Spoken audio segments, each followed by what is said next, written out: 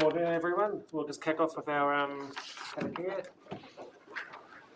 Whakataka te hau ki te uru. Whakataka te hau ki te tonga.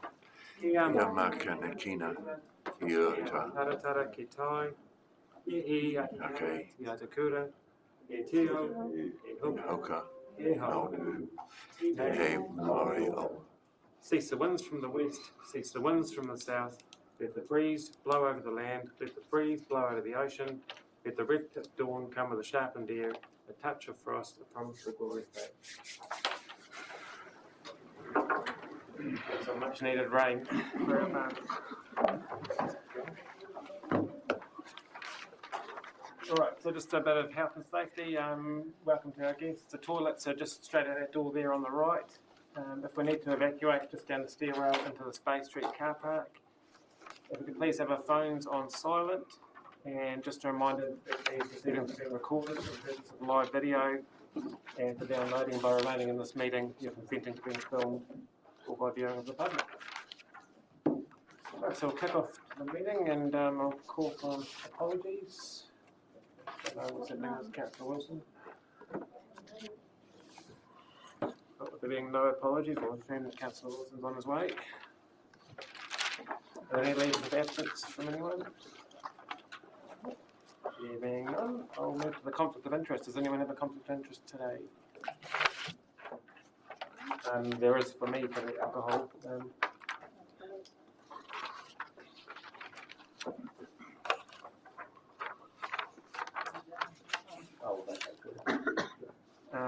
No extraordinary urgent items. And would someone like to, on the page 6, we have the minutes of the last council meeting. Would someone like to move that they're true and correct? Thank you, Councillor Fraser. Seconder, Councillor Keast. All in favour? Aye. Anyone against? It's carried.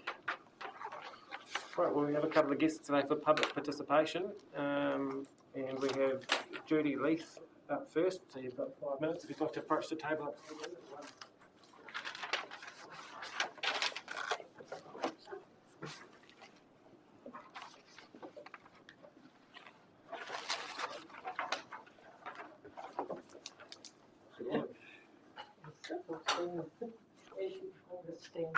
Sorry if I've got my bit. I've got. Koutou, Judy, whānau Waikawa, and the Clan Kila. I'm here to voice my concerns about major changes being proposed in the local government reforms. I come from a background of hard-working farmers who taught me the value of speaking truthfully, openly and freely, and to stand up for my rights. The proposed changes in local government violate those very values I hold dear and undermine democracy as we know it in New Zealand. I'm very concerned about the STV election system, which is already being implemented in some regions within New Zealand. The STV, or single transferable vote, is a complex election system which revolves around candidates reaching a certain number of votes called a quota to be elected. Votes are tallied over and over again until enough candidates who have reached their quota are elected to fill the vacant positions. In my view, this election system is flawed. By using robbing Peter to pay Paul scenario to transfer votes from one candidate to another, using a computer-programmed formula to reach a desired outcome by a process of elimination. In my view, the single transferable vote is not fair, honest, or transparent. Because one, if my first preference candidate does not reach their quota, my vote goes to someone less preferable. And two, candidates who do not reach their quota are eliminated and their votes are transferred to another candidate, which boosts their vote. Same scenario, these candidates receive votes which are not the voter's first preference. A democratic voting system is a reflection of the preferred choice of eligible voters. one man or woman, one vote. I'm not in favour of the single transferable vote, and I believe it must be thrown out in its entirety. The idea of lowering the voting age to 16 years of age is a very scary proposition. As a parent and grandparent, I absolutely know that 16-year-olds are still developing physically and mentally and are going through many changes as they transition from children to adults. As many of you here who have teenagers would no doubt agree, 16-year-olds lack maturity and wisdom. Would you want someone who lacks lived experience and knowledge deciding who will be this country's next leader? As a duly elected council representative of the people of Southland, I believe every councillor has a moral and ethical obligation to support and uphold public meetings throughout the region to inform the people of Southland about the proposed local government reforms. Meetings must be publicly notified and, out of respect and consideration to the public, held outside of work hours so as not to exclude anyone from attending these meetings.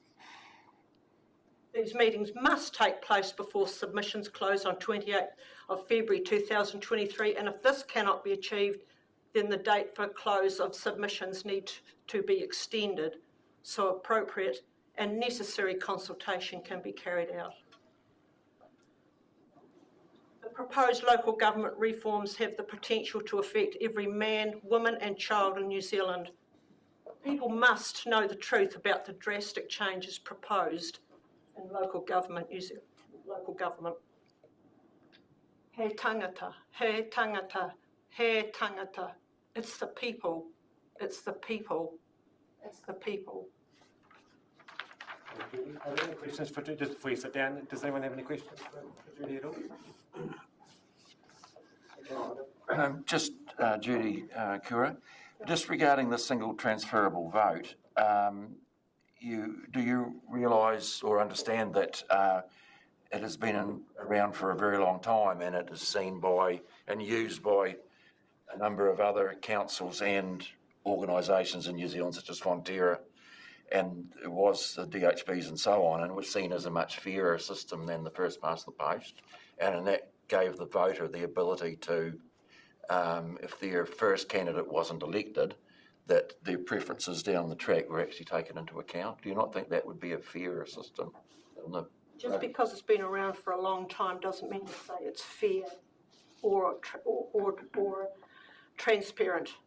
This system is so complex it needs a computer to decipher, and computers and formulas are only as good as the information that's been put in. And no, I don't consider it's fair at all. Right. One vote, one man or woman. That's to me is fair and counted. Well, even their government went away from one man, one vote a long time ago, and at that time. Well, that's telling you a lot, isn't it? Okay, thank you. And I assume you're going to put a submission into the... Absolutely. Thank you very much for coming along. And next up we have Jeff Scott. Yep.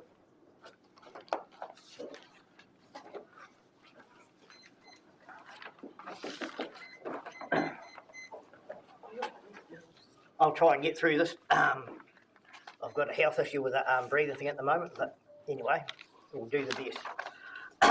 Right, so mine's on the escalating and WASP problems in the Southland District Council, as well as other ones, but today I'm just addressing a Tautau.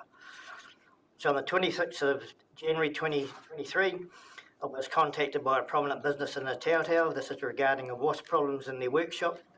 On the 30th of January was my first trip to a Tautau, and I ended up spending close to 8 hours in the township and close proximity of it, and mainly Kiwi Rail. After talking to several business owners, I walked up to the top part of Main Street. On each post, veranda, everywhere I walked, on cars, windows, there was wasps everywhere. And so I was heading up to the SDC to talk about the problem there. and just before the STC building, located on the same side of the street as the Tautau Food Centre. Well, in their shop, they have, the way that their shop's set up, their windows are sort of off like that, and they have 2 partitions up, which is the only reason what the people hadn't been stung more on wasps, and there was 80 to 90 wasps in every window in that thing alone, and that had customers stung. So I walked into the STC building to say about the wasp problem, and got told the same thing I get told with every STC person: it's not their problem. Well, I actually believe it is. So, so after I went to the Tautau Food Centre to look for wasps, Paige showed me where the wasps were entering the shop, and there's nothing I could do about the business. Customers, while I was there, had been stung previously, and also, but out when I was in there, looking out to the, one of the customers' cars, there was wasps that actually crawled into that person's car. So I notified her about that, but anyway, I'll try and get back to reading this as it is. So I went to the council, and then after that I then went to the Kiwi Rail land, and in a very short time found 5 nests, all very prominent and all very vigorous and carrying on. And then I went across to the back of the, I think it's the old op shop or something, but it's now a condemned building, and found another nest there. So I rang Kiwi Rail and spoke to a person there who pretty much gave me authorisation to kill those nests there. But there was no one was going to pay for the nest, and I found a second nest on the abandoned property. So like the pub the previous Sunday before had to close their beer garden down with the thing. The people have been stung in the food centre, in the supermarket and stuff. So I actually put it to the business that rang me and said, well, if you all contribute something to it, I'd actually remove the nest, which they did, which actually alleviated a lot of the problem, but not the whole problem. So then I'll give you this to read afterwards, but I'll just try and so I killed the nest and removed the 5 from Kiwi Rail and 2 from this building, and went back again on my tangy day. And the wasp problem, even though it was down, was still a major problem for the people in town. So I then found another one on the same abandoned property, and then I found 4 more on Kiwi Rail. So once I'd killed and removed those, I then did one for a tenant, or someone's on their own property, and then I had the opportunity to go along with directions from the public to the primary school, I think it is, and then across the whole park, and then the surrounds. Well, I didn't finish there till after 8 o'clock, and then I found 18 more nests, and they're all just about on council land. So one of the ladies, so I asked the people to email into the council just the things about the wasp, so I could come today and address this thing. It's an escalating problem with every council. So I've travelled all over Southland to schools killing wasps. Even on Saturday I was at Pukarau School killing wasps for them with 2 major nests where their kids couldn't even go and eat their lunch in their shed. So I've done this from Lumsden, Garston, Thornbury, Tuatapri, you name it, just about every school. And it's an ongoing problem that's just getting worse and worse. So I believe that because the people pay a pest levy in their rates, and a lot of people are saying that they do. Is that my 5 minutes up? It is, but you can carry on. Okay. Right, so it's got the potential to become lethal. So many people are allergic to it. I'll just give you an example. When I was over at another district council on Saturday, I went to the transfer station. It was after hours. I just had to take some cans and the thing. I thought I'd go and drop them there. The building was wide open, and there was hundreds of aggressive wasps there. So even when I went to the building to just label to put the cans, I was already stung multiple times. And if I could show you under my armpit the infection that's come off from one of them there. So I've emailed that council. They've chosen not to reply to me.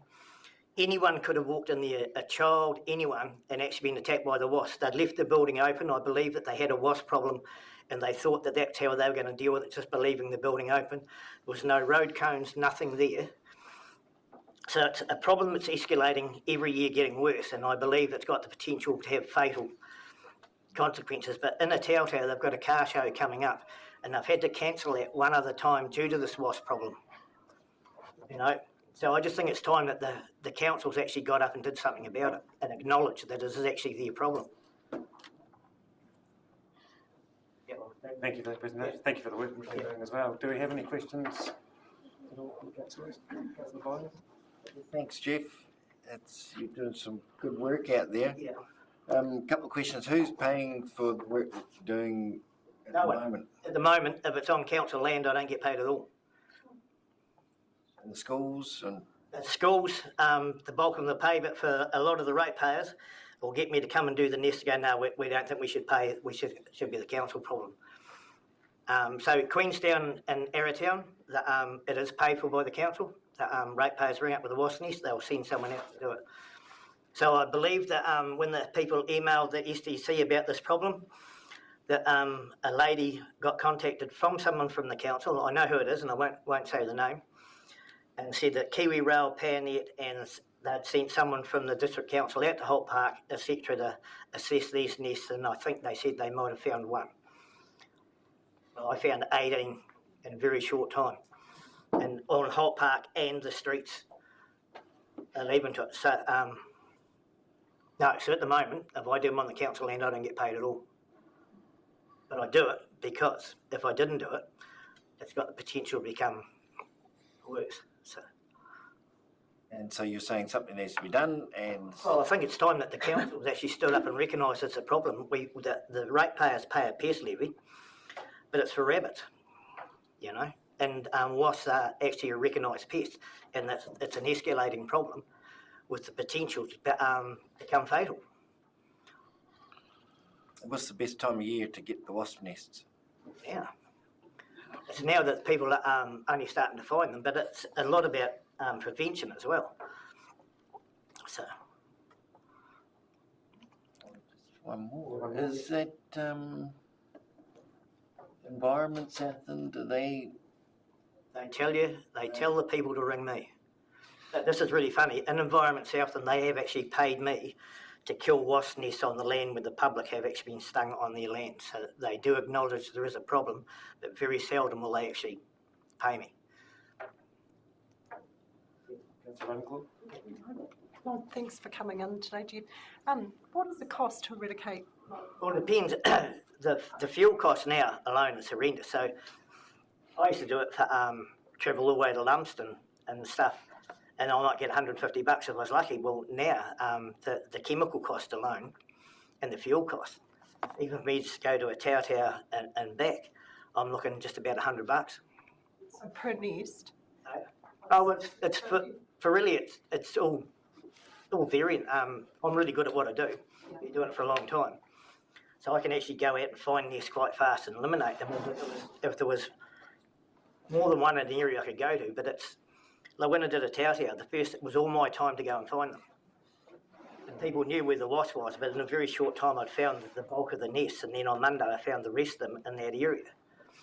But apparently the council sent a lady out to look at Holt Park and that, and she said she might have found 2, whereas I found 18 in a very short time, and at the wrong time of day to be looking. So it's all dependent on how many in the time, but yeah.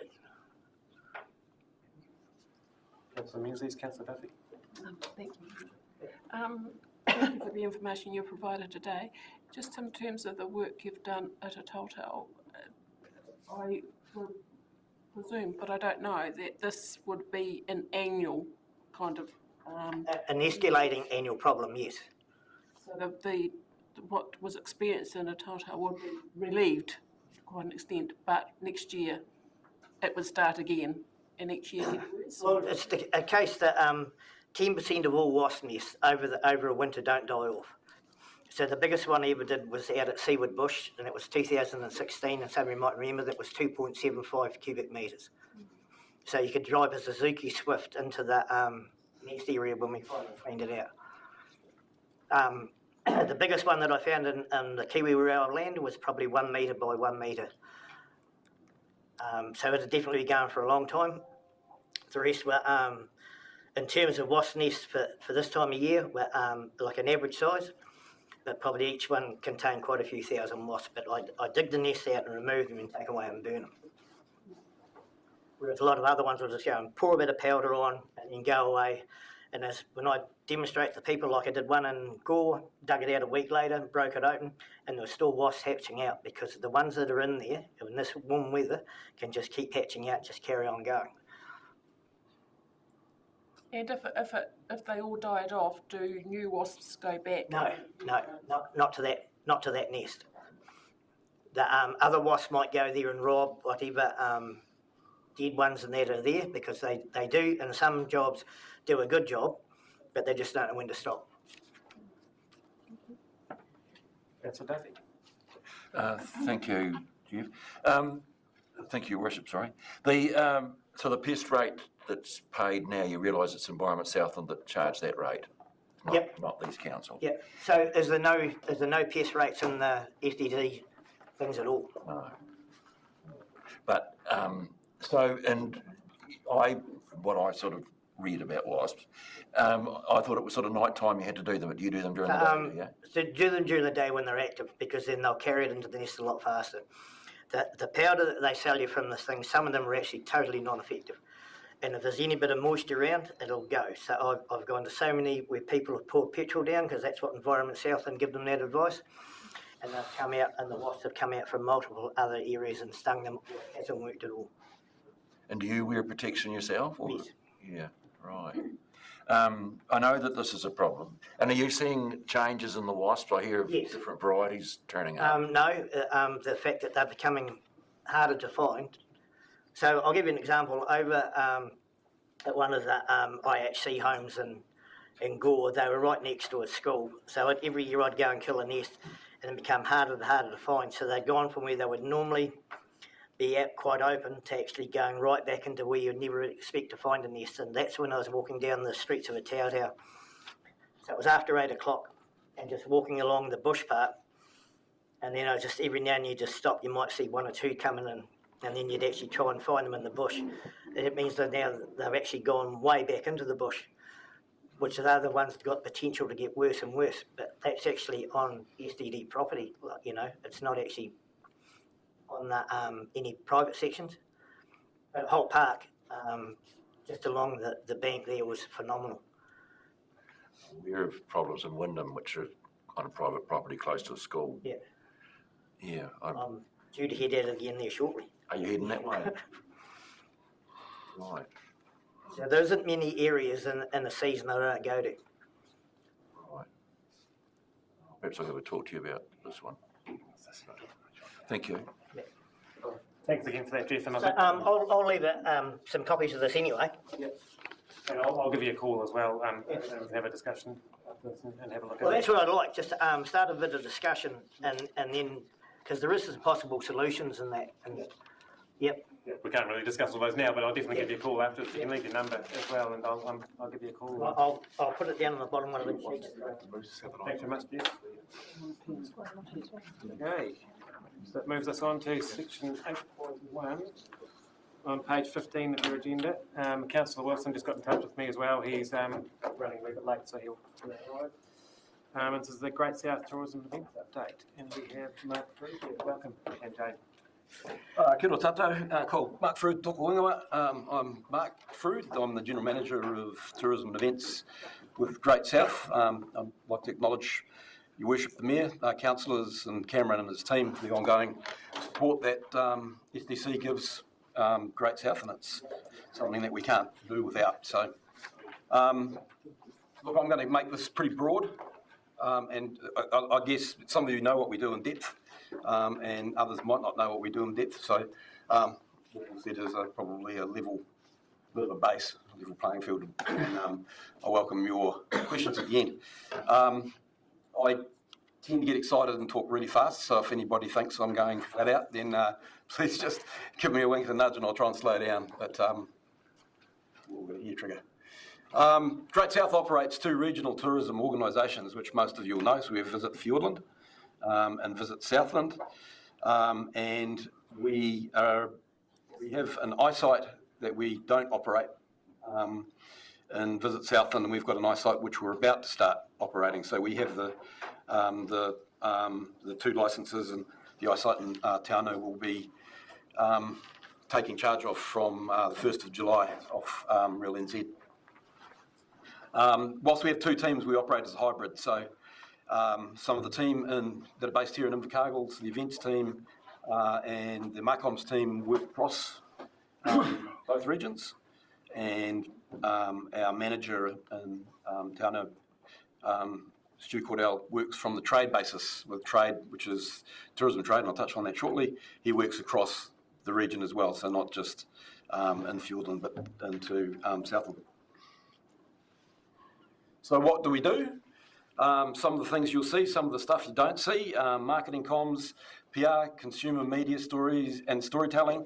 Te Anau Time is probably the one that most of you would have heard of, that we ran during COVID, which was very much more just to keep the region front and centre of thinking, even though when there was travel was fairly limited with lockdown, etc.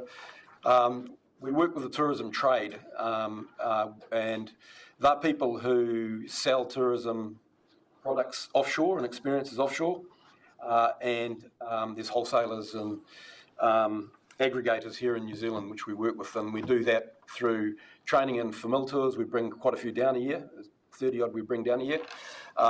We have tourism media from around the world that comes, and we're working really hard to change the behaviour and itinerary management of travel, and by that is getting people to stay in the region longer and travel around.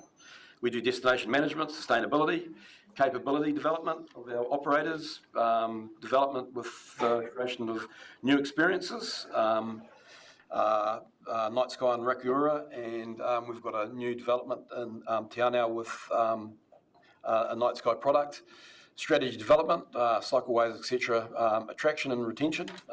We look to assist in people coming to work in the industry, food and beverage, and agritourism, which are 2 big ones. And collaboration, Air New Zealand, Tourism New Zealand, the regions, Department of Conservation, operators, industry bodies, Tourism Industry Association, Tourism Export Council of New Zealand, government agencies, immigration, and Waka Kotahi, and they're more around lobbying and helping operators get people into the country for workers. So we actually do quite a bit, and a lot of that is not seen or heard publicly, but it keeps the team pretty busy. And I've given them a page because events is crucial, and we all love events. They do amazing things in terms of supporting our communities, and from involvement sense, but also bringing people into the region. And we have one on this weekend, obviously with Bert Munro, and I've been doing my bit. I was hosting some 3 people that are down to race their bikes last night, so that was a lot of Southland hospitality involved in that. It was a good evening, but it's good to see them. They drove down through the Catlins with the camper van and trailer on the back, travelled around the region. So events from not just an economic sense, but they can do for the people in the region is unquantifiable almost. And we do meetings, incentives, conferences and business events. This is really important because as we get infrastructure built in the region, we get better air connectivity. We're having more and more conferences, business events, and incentives. And incentives are really important because incentives are where we sell Southland product and experiences into high performers of organisations. So they might bring down their top 20 sales guys, people. It might be their highest performing businesses, and we bring them down to the region, and they see the very high end of what we produce and what we deliver. So, for instance, they may do a lodge stay, they may fly there in helicopters, and we present the region in the best possible light. There's an opportunity in this part of the business, and we have a dedicated, and we've 4 in our team that operate in events and business events. But with smarter thinking, we're looking at linking what we do around the conference space to attraction and retention for employees, because we bring people into the region who are high performers, and we need to get in front of them where the opportunities are, whether it's buying a business, setting up a business, investing, or working. And we bring a lot in every year.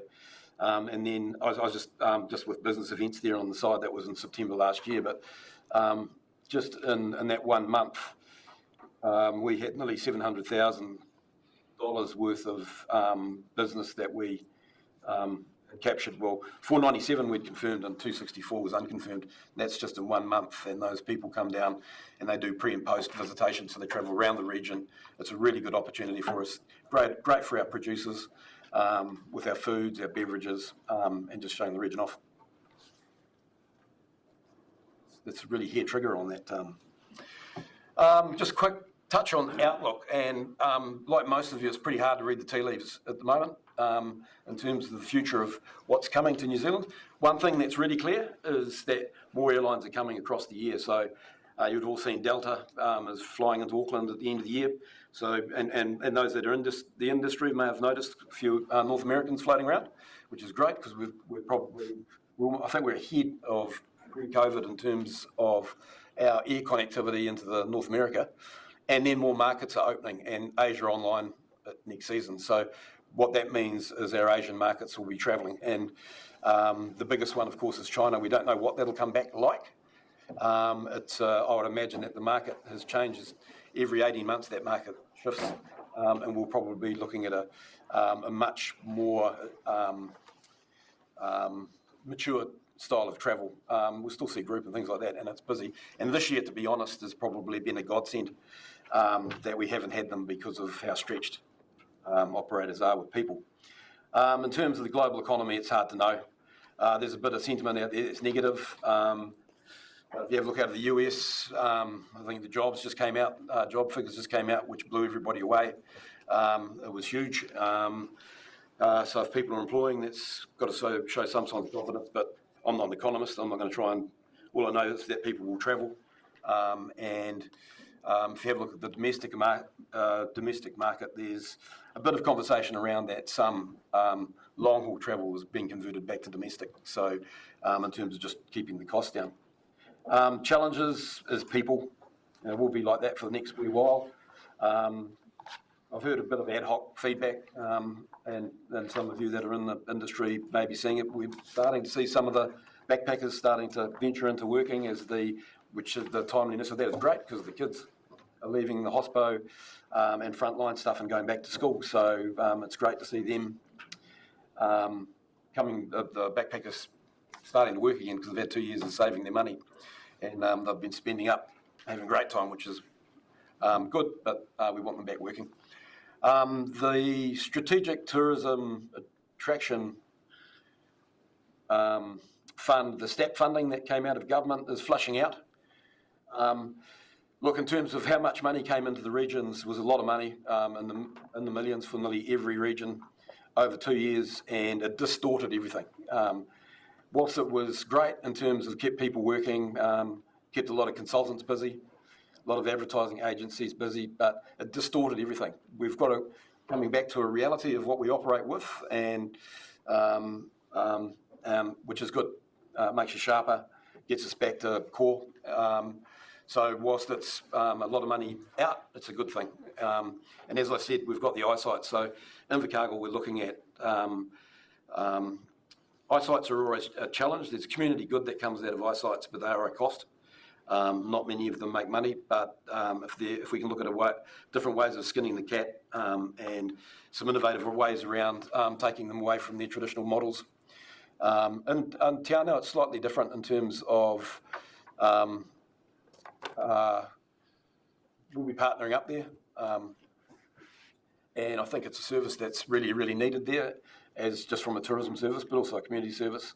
And we're also looking at, like I said, an innovative way of doing it here in Invercargill. So I'll let you know more of that as we move forward on that.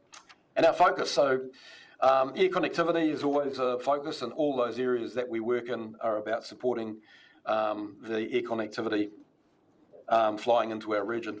We're doing a whole lot of story on the South, work on the Southland story.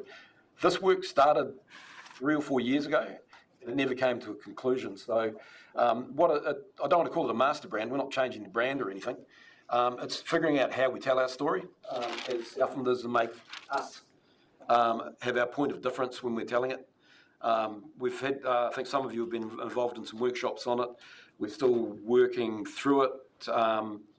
We need mana whenua to climb on board more with it, and we're having a bit of trouble in terms of engagement. They know what we're doing and they've been talking to us, but we really need to be telling the story from mana whenua forward, and then how Europeans and that collaborated and worked together, and it's quite unique, and it's I won't let on too much about it, but it's a really good story and headline that's coming out of it for us.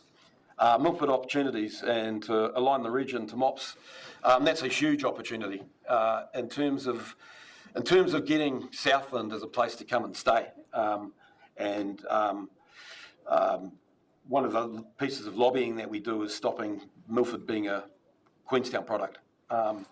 There'll always be a market that wants to fly in or bus in from Queenstown, but we don't focus on it. What we want to do is get people coming in. We use Puaputahi as a reason to come and stay in the region, but then travel around.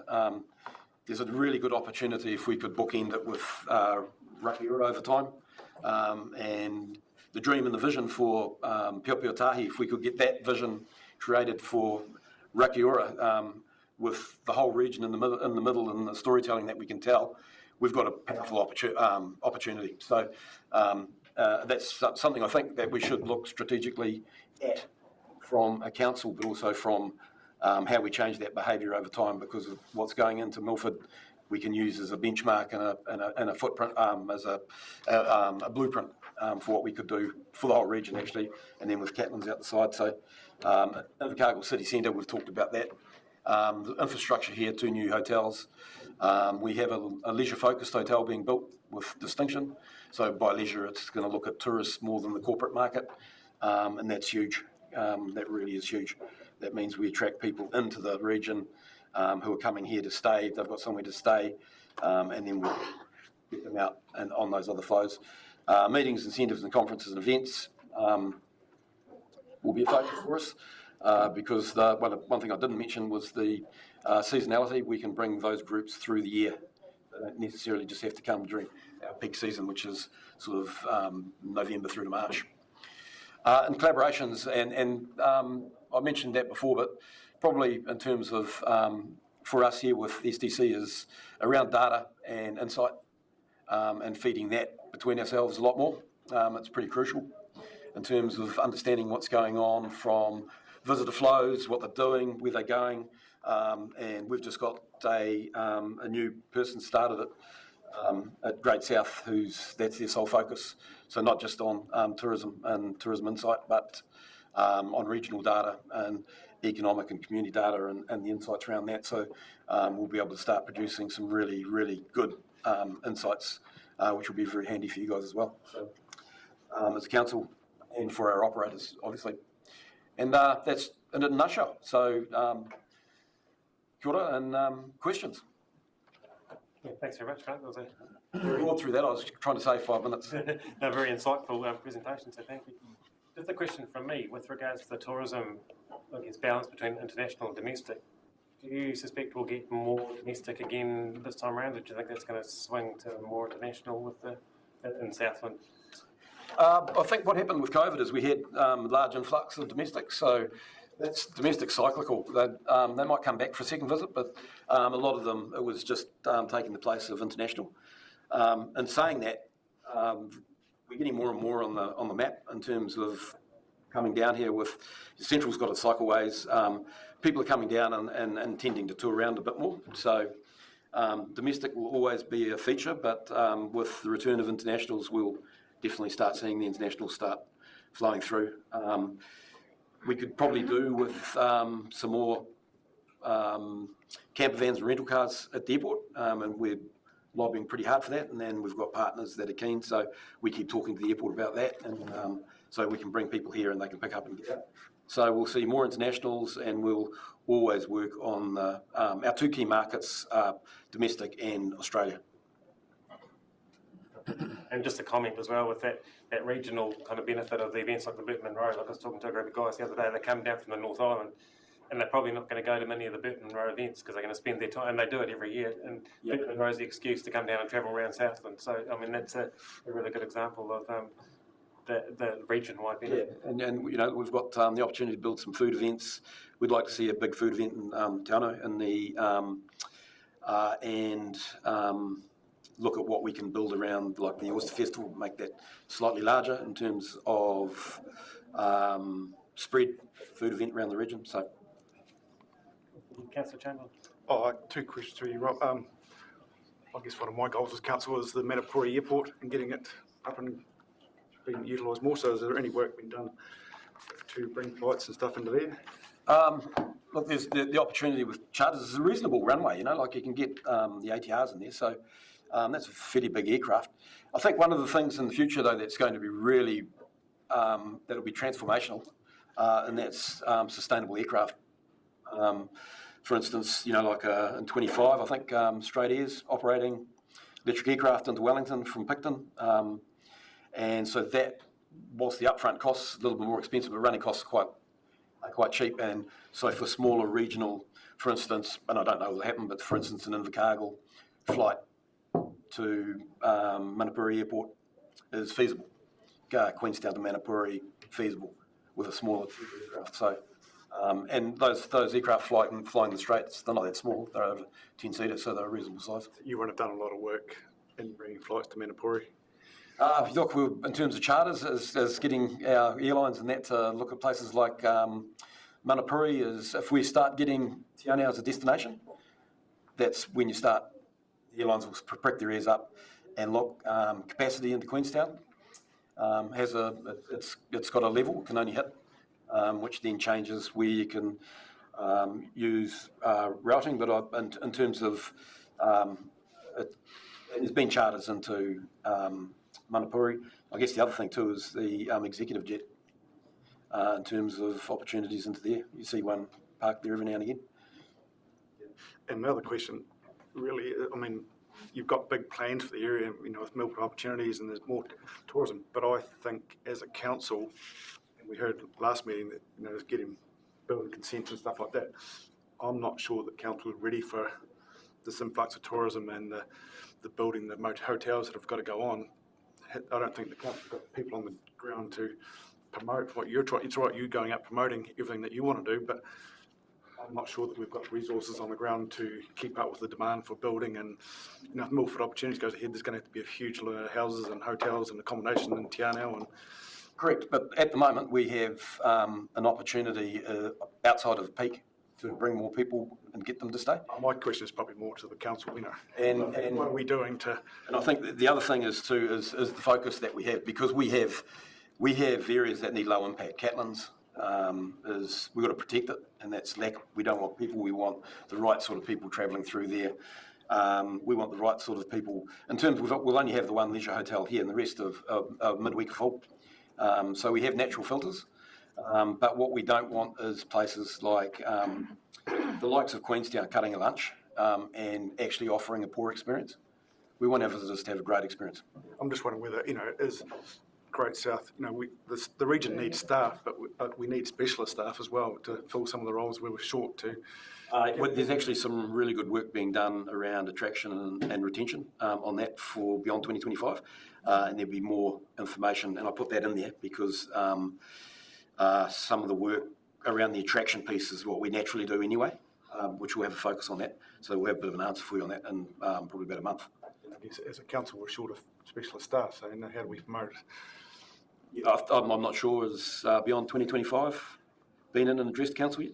And that's still, that's at a high level, but the full, the scope of the report's going to come out. But I think that just highlights the value of the data and having that specific role dedicated to that collaboration and data to help feed what we're doing is going to be really valuable too, because it's what we need to be able to design what we feed into our planning. Any further questions, Councillor Byers? Thank you, Your Worship. Thank you, Mark. Good to hear your enthusiasm. Southland does have wonderful opportunities and an offering for tourists. The food and beverage you mentioned is a big space, and the agri-tourism. And I live in Riverton. I've seen the amount of people going out there catching the wild harvest out of Fovo Strait. Yep. I'm just wondering if I can get your view on whether you think the caged fish or the aquaculture is a positive, is likely to provide a positive view for our tourism industry, or is there a risk that it'll be a negative as far, because I know a lot of people are breathless about the aquaculture. They seem to think it's wonderful, but do you think there's the potential for that to be a positive? Yeah, I think if we own the story right from the start, and that it's farmed in sustainable ways, it's farmed well. I think one of the things it does do, and take whitebait for example, does take a bit of pressure off the natural fishery, and means that as our communities can then go and catch their own fly without it being caught for commercial use, that takes a bit of pressure away from just a full commercial fishery. Look, I think once again, it would be a research piece, but I don't think that in terms of farm fish, whether that would have too much of an effect, so long as it's localised, and we're not selling imported fish as a New Zealand fish, which has happened. Yes, thank you. Thanks, Mark. Well, that answered your question. Well, you're suggesting it's going to take the pressure off the wild food offering and. And one of the other things that would be great is that we have more access to our own food. A lot of it's exported and we don't see a lot of it. One of the concerns that there is around the aquaculture is that part of that farming method relies on the introduction of hormones and antibiotics. It also relies on the catch of local fish from considered bait fish from the environment around these farms. Yep. So whilst you say it can relieve the pressure on local ecosystems, I think in actual fact what we're finding around the world is that it increases the pressure on local food ecosystems. So personally, I think that would be a shame to upset things and I think in our space here. Councillor Byers, if it is a negative, the consumer won't purchase it. That's too late for our tourism offer because it'll be full of Fovo Strait. It'll be full of these things. Once again, though, you can control that. As just don't get consent. We won't deep dive too much into one aspect of it. Thanks, Mark. There's your. Councillor Brian. Through your worship, good to see you, Mark. Yep. Stop sitting meeting on the side of the road. Yeah, I was heading for the hills last time I bumped into you. So, and the tops of the Southland hills are very, very good vantage points to see how great it is. Just sort of probably dovetailing into what Derek was talking about with regards to a bit of a crossover. Last month, we had a meeting and a staff member was talking about some of the challenges associated with technical and non-technical staff. And I can sort of see that happening with what you've just described as well in our tourism industry. It was my suggestion to that particular person that we need to probably place a little bit more pressure on central government in that area. And it would be great to see Great South, doing the same thing if they can. You're in a unique position to be able to do that, I think, in order to be able to find that. Find those extra people. And the other thing I was thinking was, you're talking about, I guess, almost that triangle of Milford and Rakura, Stewart Island and the Catlins.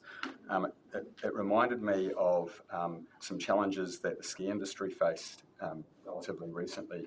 We would attract visitors from the North Island of Australia and they would get Queenstown as an example. They look around and they go, well, where do I get my car? How do I get to the ski shop? What size boots, skis do I need? How do I check into my hotel? Where do I eat? Do I have to carry my skis to wait to get on a bus to go up the mountain? there was all of these sort of, these things that made it really difficult for the customer. And the ski industry had to sort of think long and hard about how to streamline all of that. And I think that talk about setting us apart from a place like Queenstown, and there is a wonderful opportunity to sort of say, well, if I'm flying from Australia or Auckland and I've landed at the airport, I'd like to know exactly what I'm going to be doing for the very small amount of time that I'm probably going to be here. I mean, you've got Milford, you've got Stewart Island, and you've got those Jules Catlins, that beautiful triangle, with Invercargill being the central part of that, with the Langlands and with that leisure hotel infrastructure that you're talking about. Is Great South going to make it easier for visitors to come here and realise what they can do before getting here, and then thinking about what they're going to do before they get here? It's always been a challenge in the tourism industry. Yeah, look, to answer part of that is we've just, and getting back to collaboration, and we've just formed a group, basically, we call it the Southern Way. So it's Waitaki South, and all the regions are involved, and it's about setting up, and it's about doing travel off the beaten path, get off the tracks, start coming down the side roads, get into the secondary highways, and the opportunity. So that's all based around menus. So we're about to take that to Trends, and Trends is a trade show where overseas buyers come and local sellers go to and sell. So we're taking that there. So that's the first opportunity where we get that out, and that's a trade piece to go to a customer, so they can start looking at that sort of thing. And then we bring that into a digital piece, so our websites and things like that. So not quite as smart as where the ski fields went, but we're starting to get that, and then we'll look at how we can add value in amongst by adding value, what we can identify within parts of the region to get people to go other places. For instance, we've got great brown trout fishing in northern South and there, and that's really captured out of, again, Southern Lakes. So how do we get those stories and get people doing that sort of thing? So partially answers your story, but not your question. Hi, Mark. I see mention here of recreational activities. I just sort of pass on to you the Australian family I came across that were keen to bike to Bluff, and they tried everywhere to hire a bike in Invercargill and couldn't. Yeah. So I think there certainly is a gap. No, I know somebody that's recognised that gap. Councillor? Yep. Councillor Graney, did you? Any further questions? Yeah, it's not really a question. Last year there was a survey,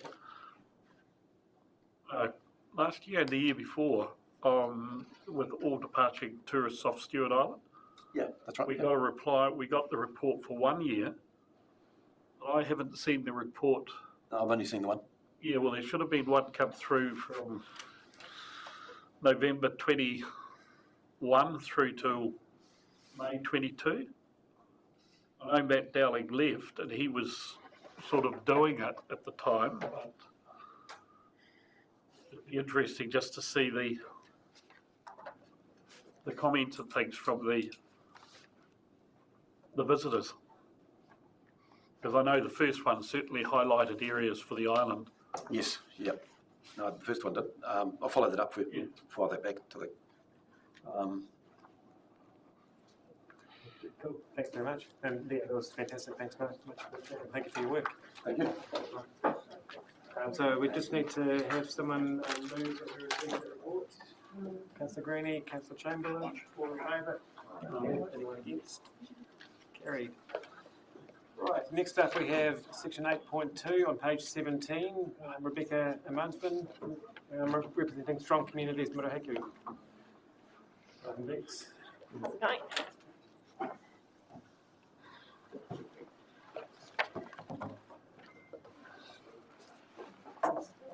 Let's go to be here. Thanks for having me. So my name's Beck Samuelson, and I have been leading the work stream under Just Transitions that was originally called the Capability Building work stream. So as you're probably aware, Just Transition had 7 work streams, and the Capability Building work stream was one of them. We renamed it to Strong Communities Murihiku because we thought that that was less jargony and more reflective of what we were actually trying to aim for. So our role in that work was to look at ideas or ways that Southland's community could become more resilient, and that, of course, is in light of a closure of TY, because that's why the Just Transitions process was brought to Southland. But we also were looking more widely at how we could ensure that our communities could be more resilient, because that's always a good thing. So that work started last year in March. We had a working group that had representatives from each of the council areas, as well as some community representatives and iwi representatives, and Sandra James was the consultant that led that work. And so through that process, we did a bunch of engagement things in April and May. That included going out into the region and having community conversations about what people thought a strong community would look like, and also included some online opportunities as well, because we were conscious that we had a really short time frame and we wanted to try and reach as many people as possible, and we couldn't go to sort of every area in Southland. We did have community conversation in Te Anau, Gore, Invercargill and Bluff. After that work, we took that information and then we had what's called a Future Search conference, and a couple of people here were able to attend that, but that was basically an opportunity for people who are in the community and social sector to have a conversation about all of the information that we had gathered, and start to try and form the basis of what a framework and a vision for a strong community in Southland would look like. And I think you've got this diagram attached in the paper that was sent out, but this was basically the result of all of that work. So the vision that we came up with was strong communities, murihiku, everyone connected and valued.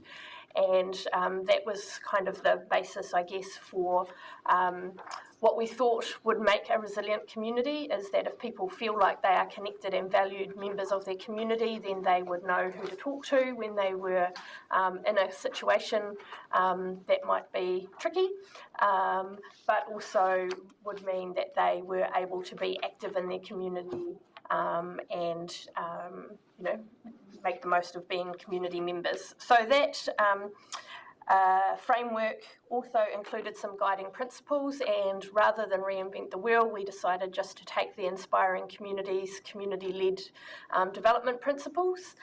So we used those, and we had some outcomes that we wanted to see, which are down there at the bottom, around communities being resilient and people feeling connected, that there's equity and access for everybody to participate, that people have pride and feel welcome and are welcoming, and that people feel like they can participate in their community. So that's the outcome we were hoping to achieve.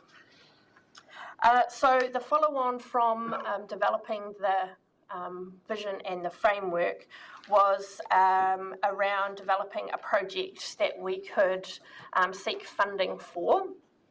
And that project that we developed was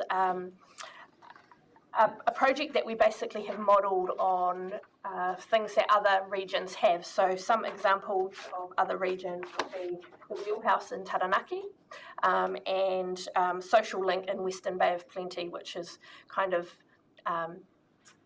more of the gold-plated version, I guess, of what we've proposed. And what we've proposed is what is also in your handout. So hopefully that background of how we kind of got to here is a bit useful for you.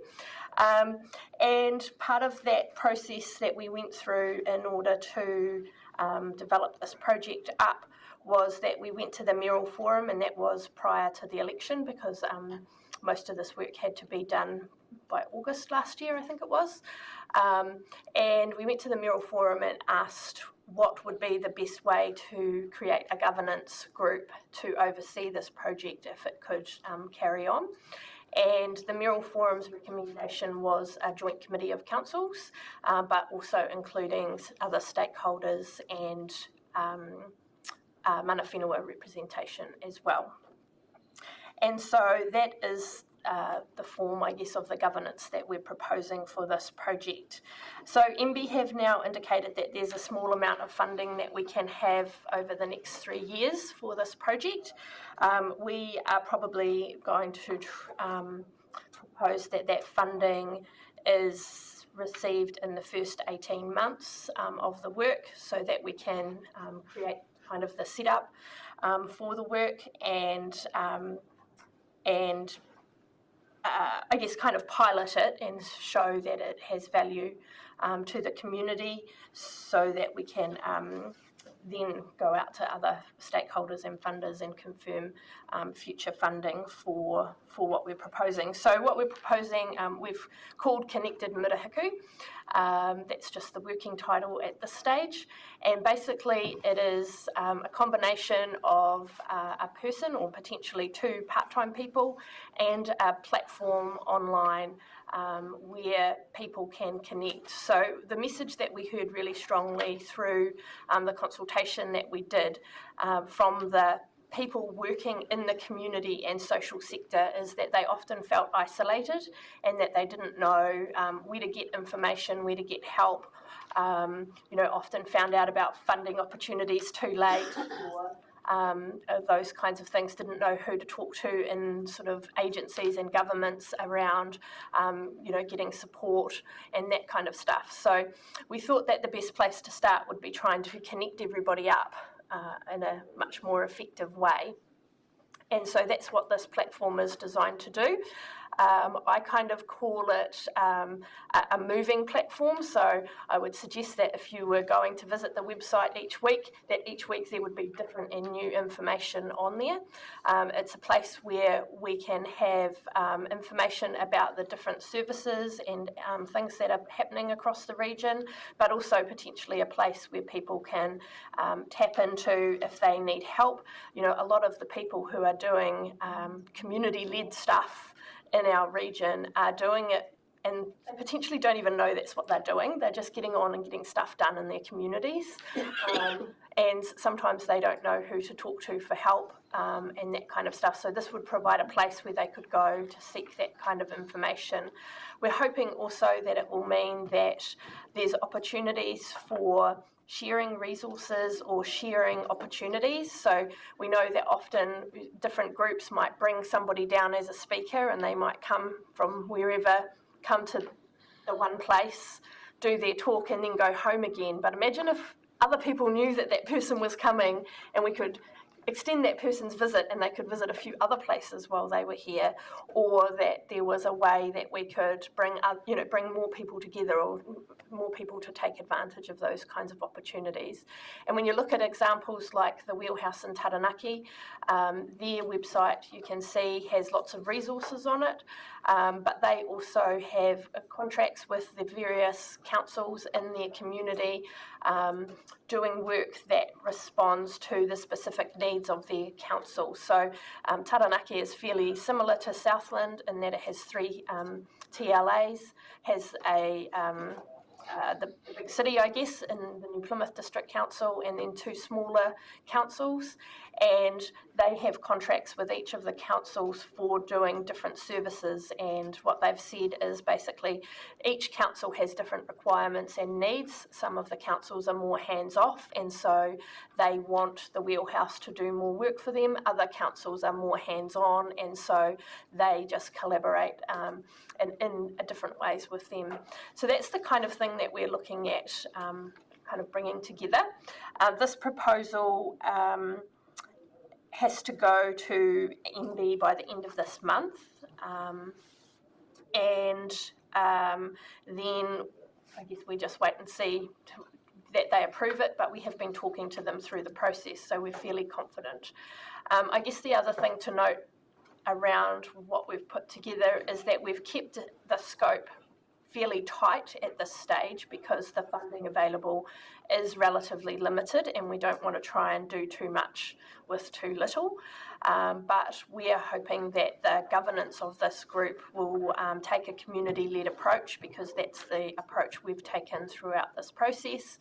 And as a result of that, we'll be able to respond to what the community sees as the needs and I guess the evolution of this platform, which could grow. So if you do have a chance to look at Social Link in the Western Bay of Plenty, their platform is incredible. They have a whole raft of staff who deliver a whole raft of different activities and things for their community. So they have a person. So if you, are wanting to advocate for something, they have a person who can support that.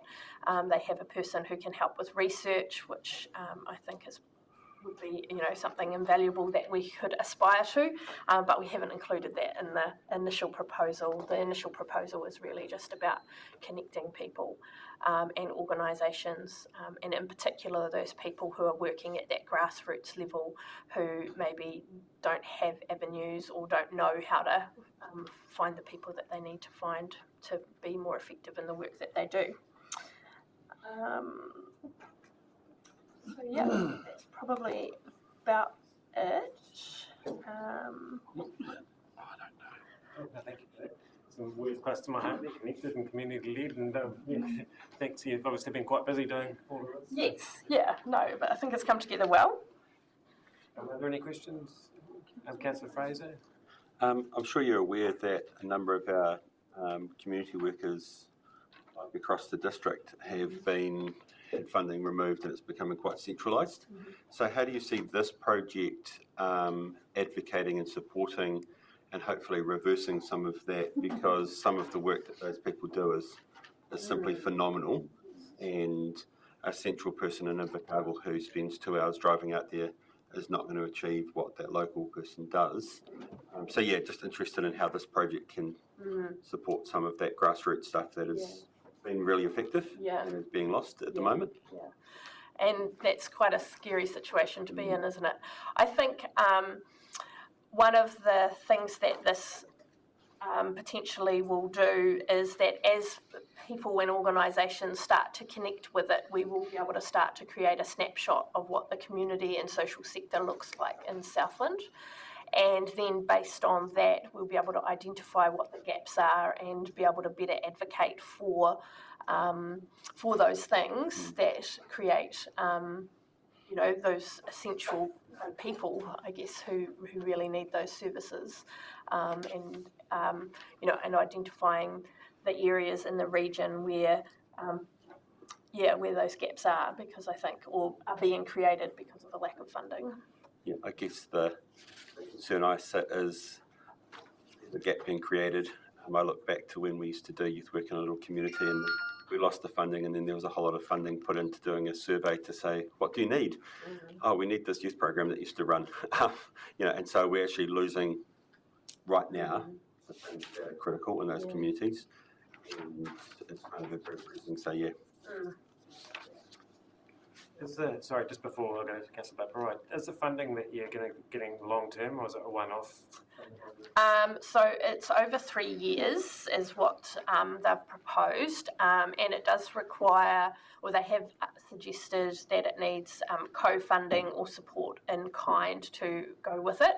But the way that we are trying to frame it up is that we would like the MB funding for the first 18 months, so that we can spend some time as part of the beginning of the process establishing, because funders of course can't fund an idea that hasn't got governance, or it doesn't exist yet, I guess, which is what this is. So we've talked to funders about it, and they see a need for it and they see the benefit of it, but of course they can't commit anything until it's actually underway. So yeah. Thank you. Councillor Baper. Thank you. Thank you for the presentation. I was wondering whether you're at liberty to explain, or maybe just a ballpark figure, what sort of amount are we looking at MB for this project for? Yeah, I think probably we have to keep that confidential just at the moment, but it is a relatively small amount in the grand scheme. Because when you talk of a project for 3 years and setting up a governance team for it, it just seems to me that this is not going to be small. When you talk about co-funders. Yeah. So I guess that's why we've tried to keep the scope relatively tight, because again, we don't want to try and do too much too quickly. So the focus is very much on providing an opportunity or a place where people can connect, and it will include either one full-time staff member or 2 part-time staff members, just depending on how a process goes. So we're conscious that firstly, we need a person who can go out into the community and make all those connections with the people on the ground, and get and bring the idea of the platform to them. But then we also need a person who can create content and can be running a website, and we're not convinced that those 2 skill sets exist in one person. So hence the idea around having 2 part-time people. So you've got sort of your relationship builder and your initial information gatherer, and then you've got your person who can create the website and create the content and be creating articles each week that kind of can go onto the website and share information about what's going on. If I may follow on. Now, you're saying their scope is quite tight. As I see it, this work stream has come through the Just Transitions, which was originally, you're talking about it, about TY and, the workforce who is sort of finds themselves as a loss for it. We have gone quite a bit further down, haven't we? And I worry about the duplication, because with council having democracy advisor, there are already people within the council team who look at funding opportunities. How are we going to make sure we are not duplicating and in fact wasting money, funds which could actually go into somewhere else with a whole lot of people all achieving the same thing? So part of the process that we've gone through with developing this project is working with Steph Voigt and Trinity from the Regional Public Service Commission, I think is the title. And part of the conversations we've been having with them is around ensuring that we're not duplicating work that's already happening. So between those of us who are sort of been working on developing the project up, we're making sure that what we're proposing can incorporate and collaborate with what's already existing without duplicating it. As I see, that'll get to be very important. We are at a high inflationary period. Ratepayers already feeling the brunt of this, and if we have duplication, so And just further to your question, Councillor Boper, is also that we've got quite a strong community team and council already, so not duplicating those services too. And I guess that comes back to sort of that Taranaki model where the various councils have various ways that they engage with the platform, the wheelhouse, depending on whether they have a more hands-off approach to the community or a hands-on approach. And I'm guessing Southland District Council falls into the more hands-on because you've got so many communities and so broad. But hopefully this could provide a useful tool that will help your communities at the same time as well. Thank you, and probably some of the things I was going to raise has already been discussed, and that's about the link in with the community boards that we have and our whole the community support within council staff, because these priority areas of work, the guiding principles, outcomes we want to see all link into very nicely into what they would be doing as well. And I'm aware, previous conversations in our communities have got to this point of saying we need a coordinator across all our agencies, a website, and it's never gone to that next step. And it's positive that you've got some funding from MB to perhaps take that next step. The next question is about the sustainability of it. And that means probably quite a bit of work over the next wee while to, as it's just been raised, to avoid the duplication. And cement that ongoing support based on whether these outcomes you've outlined are being achieved.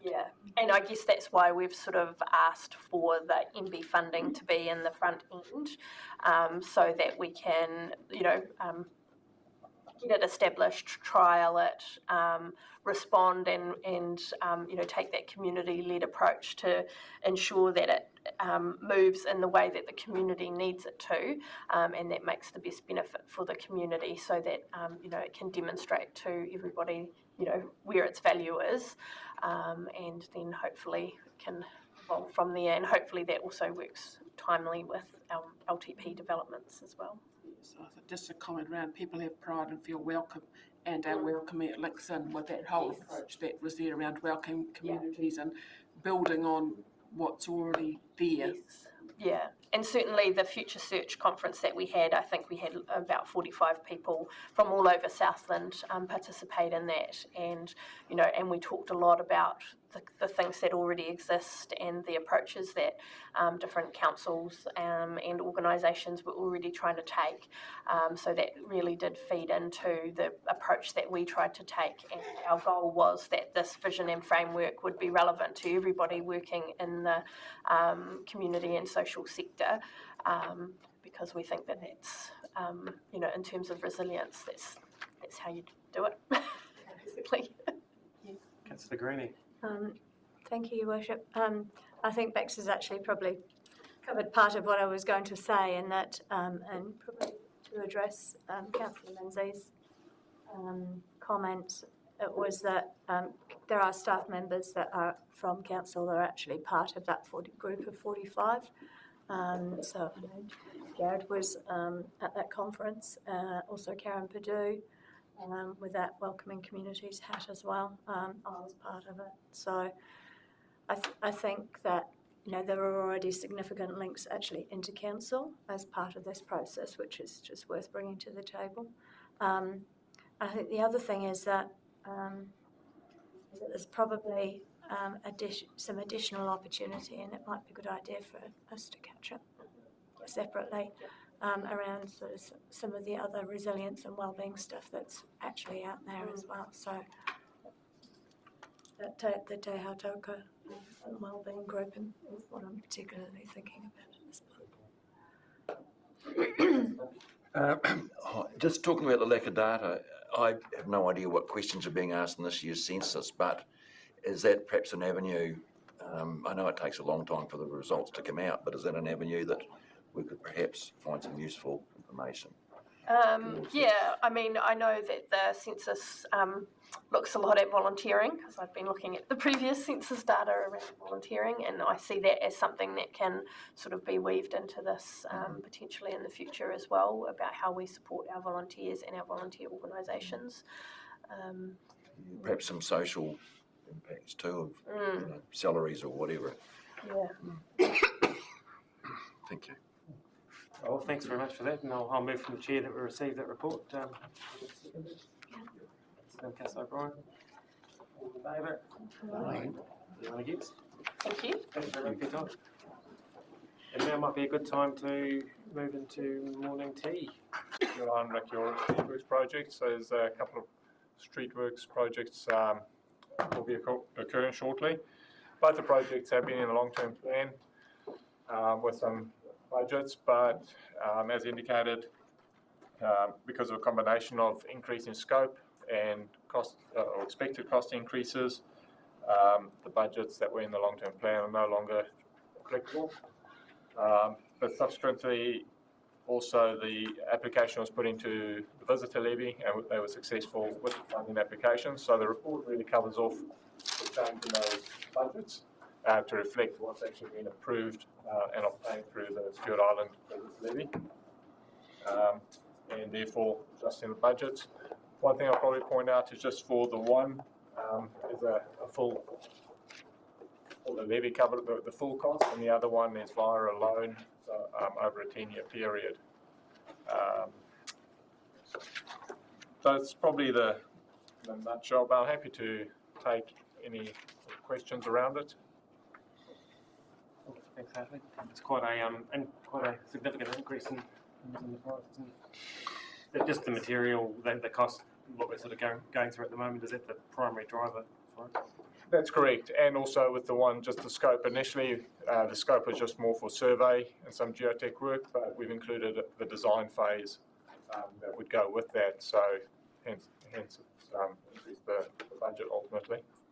Are there any other questions for Councillor Greenie? It probably doesn't relate specifically to this report, but I think it's an important question, and that's actually, what's council doing now to actually mitigate these unbudgeted expenditures? Because I do anticipate that we're actually going to see a number of these for a similar reason, and how will staff actually start looking forward to drop price increases into the LTP rather than actually having an increasing number of unbudgeted expenditure reports?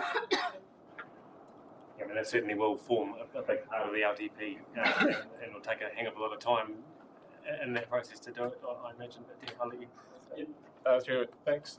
It's a very good question. I suppose that something like the visitor levy is probably an interesting one because it's not just unbudgeted expenditure or an increase, it's also increase in income that we receive. So therefore, they sort of offset each other. And the reality is, unless you're not going to apply for some of these additional funding opportunities, you'll be all funding, etc.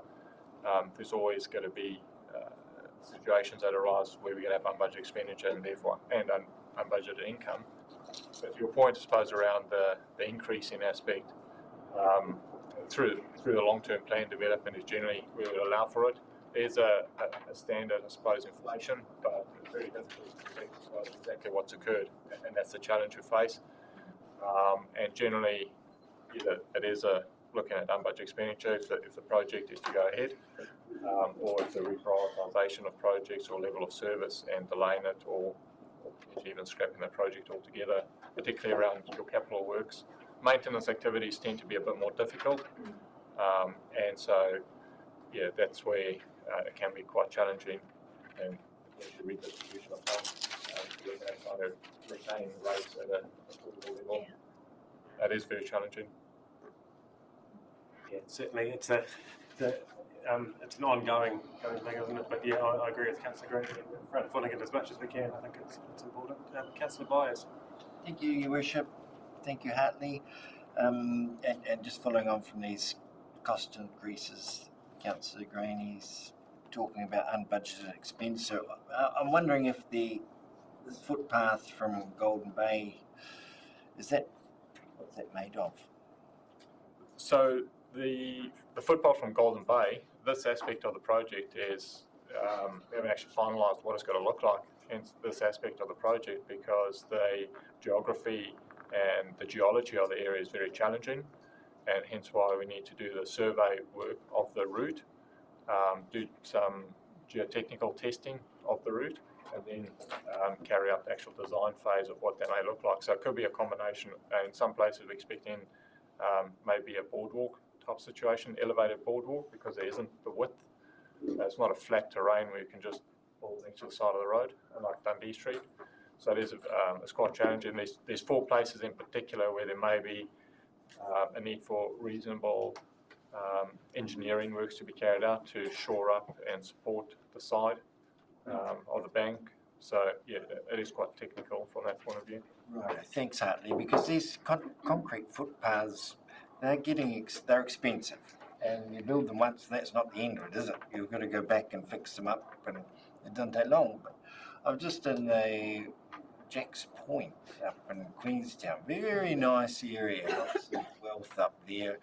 They don't have much in the way of, they've got a lot of gravel footpaths, compacted gravel. So I wonder if we perhaps need to look at doing things a wee bit differently, and looking at the way we provide facilities for people to move around town, and do we have to keep relying on concrete? So no, definitely not. Like, we consider concrete. We've got asphalt, we've got chip seal. There are some gravel footpaths. I suppose the consideration for something like a gravel footpath is accessibility. Is it therefore usable for all user types? If you've got a mobility scooter or a wheelchair, those sorts of access, gravel's not always user friendly from that point of view. So it does come down to level of service and I wonder if perhaps we need to look at that, because you can't have, concrete in paradise. There's probably a limit to how much we can afford and how much concrete we actually want out there. So, we can rely on, say, levels of service, but look, the reality, or the rubber's got to hit the road somewhere. I can comment on that. A footpath under the council's rulings is concrete. A track, hard surface. is gravel. Now, as far as the Stewart Island ones are concerned, going through to Golden Bay is probably more as a track than a footpath, because we've already done one piece of it with gravel, but there's parts of it that we would definitely have to look at a boardwalk or something that weather's not going to wash it away in the next downpour. But my concern on the whole thing is that the Dundee one, the terrific cost escalation in there from when the initial price was done, which is probably 2 years ago. This went through last year's visitor levy. So there's been a massive increase in there too, since we got the money from the visitor levy to go ahead, and what's now going to be when it goes out to tender at the end of this month. And that would be the concern. Is there any way of, in going along with you, getting a more accurate figure or getting these projects underway that much quicker? Like, we've got a project underway with, under the last round of funding, going to Butterfields Beach, and is it going to get these massive overruns as well? A lot of that will depend where they sit in the long-term plan. Well, it's now. We've got the funding now, and it's in the. But the work plan will still need to be prioritised. Yes, well, that's the thing. Yeah. Correct. So that was going to be ultimately, there's a decision on the capacity and availability of not just council staff, but also contractors as a whole, and how we program and plan that work. Because the reality is we can't deliver a full year's worth of work within the first month of the year. So there's always going to be a prioritisation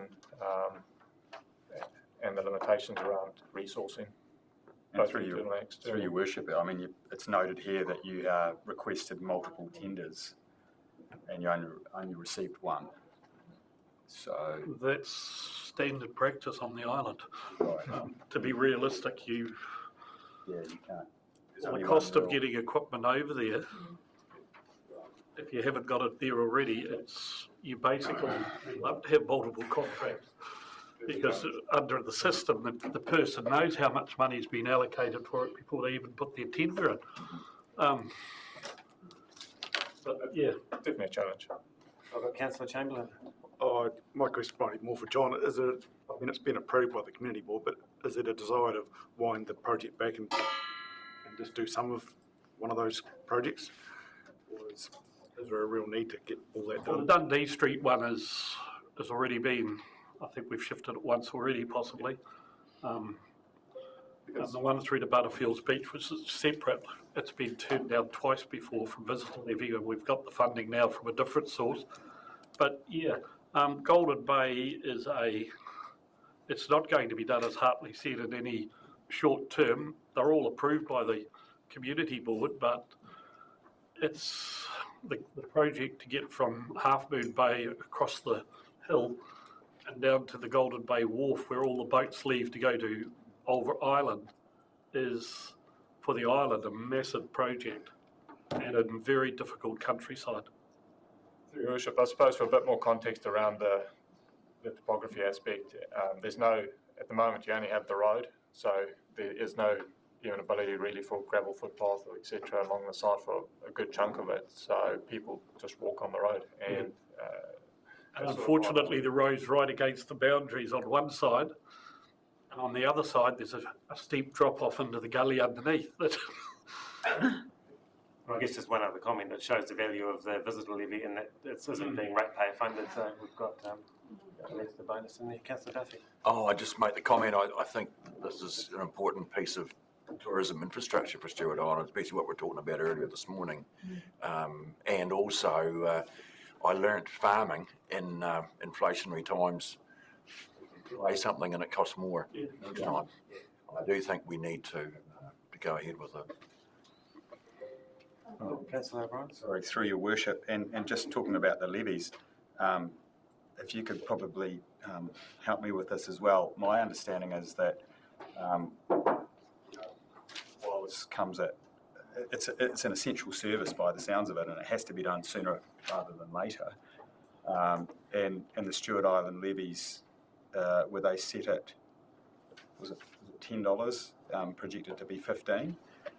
But there was a general appetite from the ratepayers that they didn't feel particularly comfortable about raising the visitor levy. Is that a fair comment? Yeah, that is a fair comment at that time.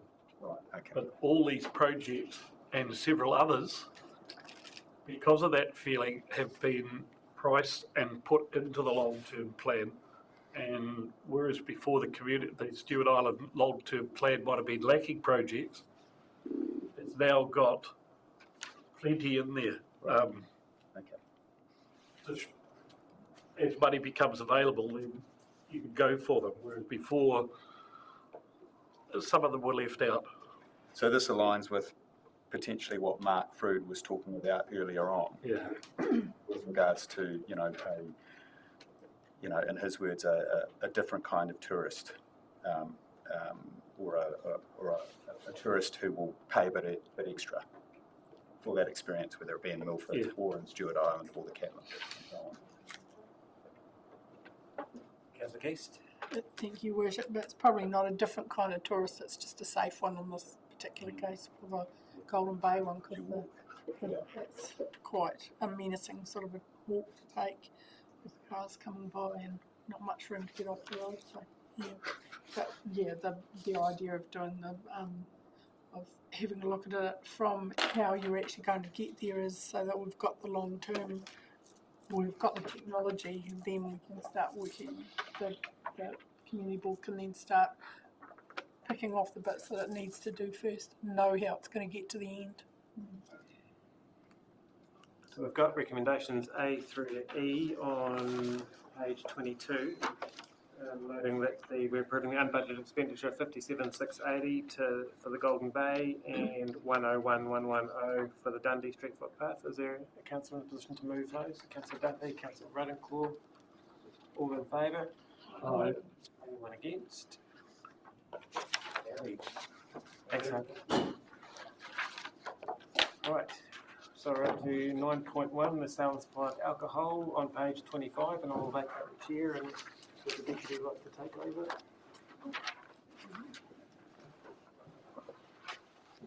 Good morning.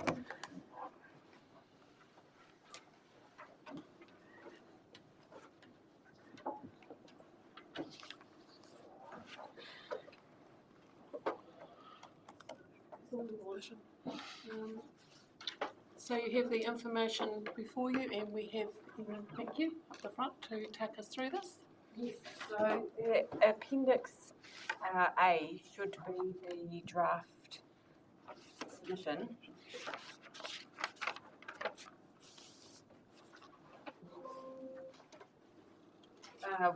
So that sets out clause by clause what the proposed submission is, which is essentially what we discussed the last time I was with you. I don't know if you want me to go through that, or if you've had a chance to read it and want to ask me questions. I'm happy to proceed whichever way you prefer. Well, we'll take it as read, because as I say, you've already enlightened us to the background at our earlier meeting. So questions, please.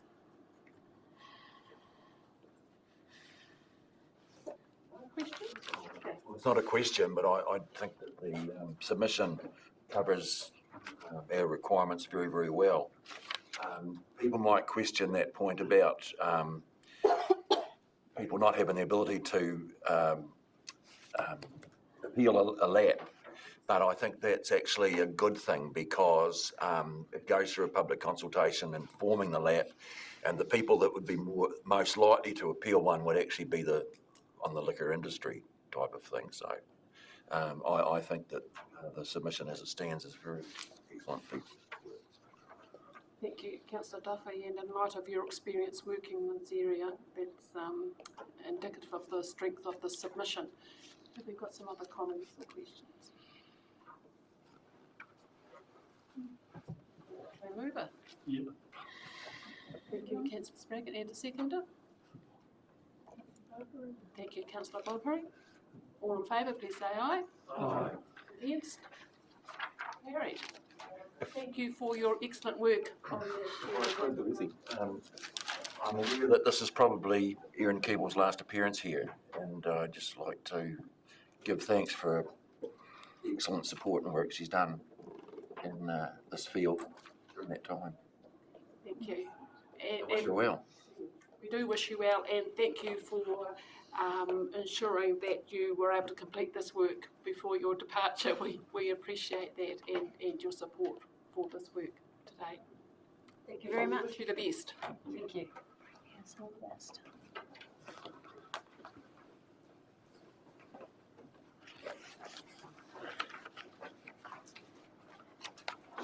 Okay, so we're now on to 9.2, Services and Assets Activity Update Report, starting on page 31. I believe Jane Parfitt, or no, Mark Day will be there.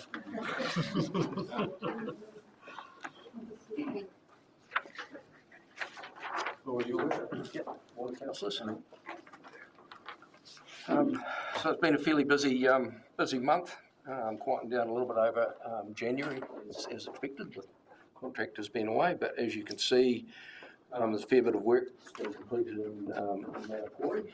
Most of those projects were part of the TIF projects that we got 50% funding from NBN. There's some really good feedback on those new facilities that we've put in there. In terms of our priorities for the upcoming months, we have currently put out 2 of our 3 contracts, those being the program maintenance contract and the tree maintenance contract. The playground maintenance contract will go out on Friday. Realistically, our focus is getting all the projects done that have already been committed, so that we keep in line with what we've phased for our capital works program. The contract performance, our mine contractors really struggled keeping up with the growth. Pre-Christmas, we issued 1 non-compliance for a mine contractor in Mossburn. He missed a mow, and then the grass got away. So we issued a non-compliance, and there will be the appropriate financial implications for that work. The cyclic work that we get done by our other contractors is going well, and the toilet office and cleaning contracts are also running well. We're on target for our RFSs. Just of note, in the 4 years that I've been in this role, the number of RFSs that we have received have doubled. So we're up to around about 1,000 RFSs a year, partly due to the promotion that we do through our media, getting people to report things. But we're still on track with in terms of our KPI responsibilities.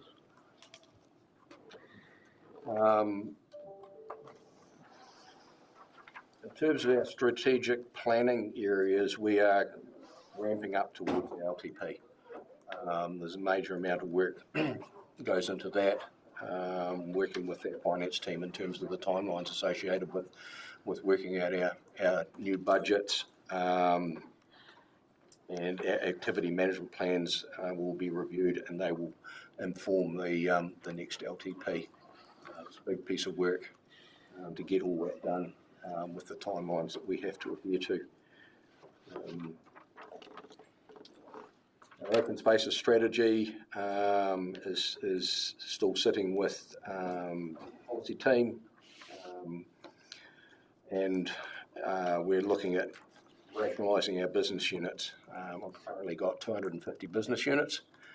And with the new finance system coming in, we will look at rationalising some of those business units to actually streamline the financial systems. Probably an example is every toilet has a business unit. However, that rolls up to the top, so we don't necessarily need a business unit for every toilet because we're spending the same sort of money on each toilet. Operational expenditure, all pretty much on track. Obviously, January is a quiet month, and we'll start to ramp up again as our contractors get out and about.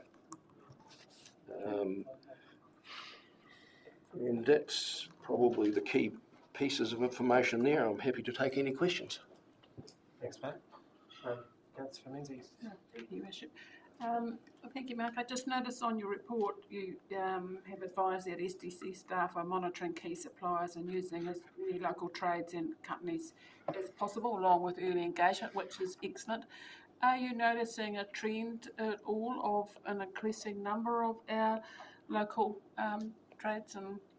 There's an increase in interest in the work that we do. Certainly with these new contracts we've just put out, some of the smaller contractors are contacting us, and so we're working with and sending them the information directly because some of them aren't on GETS, which seems to be a little bit of a problem. So prior to this work or these tender documents going out, we went out and talked to people who would possibly be interested, and they've come back and we've sent them through the information. So there's an increase in interest, not necessarily an increase in the number of contractors that we have. So it'd be good to know, and further follow up what the barriers might be to then going the next step if they are indicating an interest. Certainly, a lot of the feedback is that they don't go on to GETS. That's one of the biggest issues. So by doing that pre-consultation with potential contractors, it allows us to send the information to them directly. Yeah. And also having a conversation about becoming an approved contractor. I guess anything in the road corridor is a big issue in terms of having to have traffic management and STMS. Anything outside of that road corridor is not such a big deal. I think just further to that, you could leverage the community boards to find out a list of all those local contractors that council might not be aware of as well. So getting those links.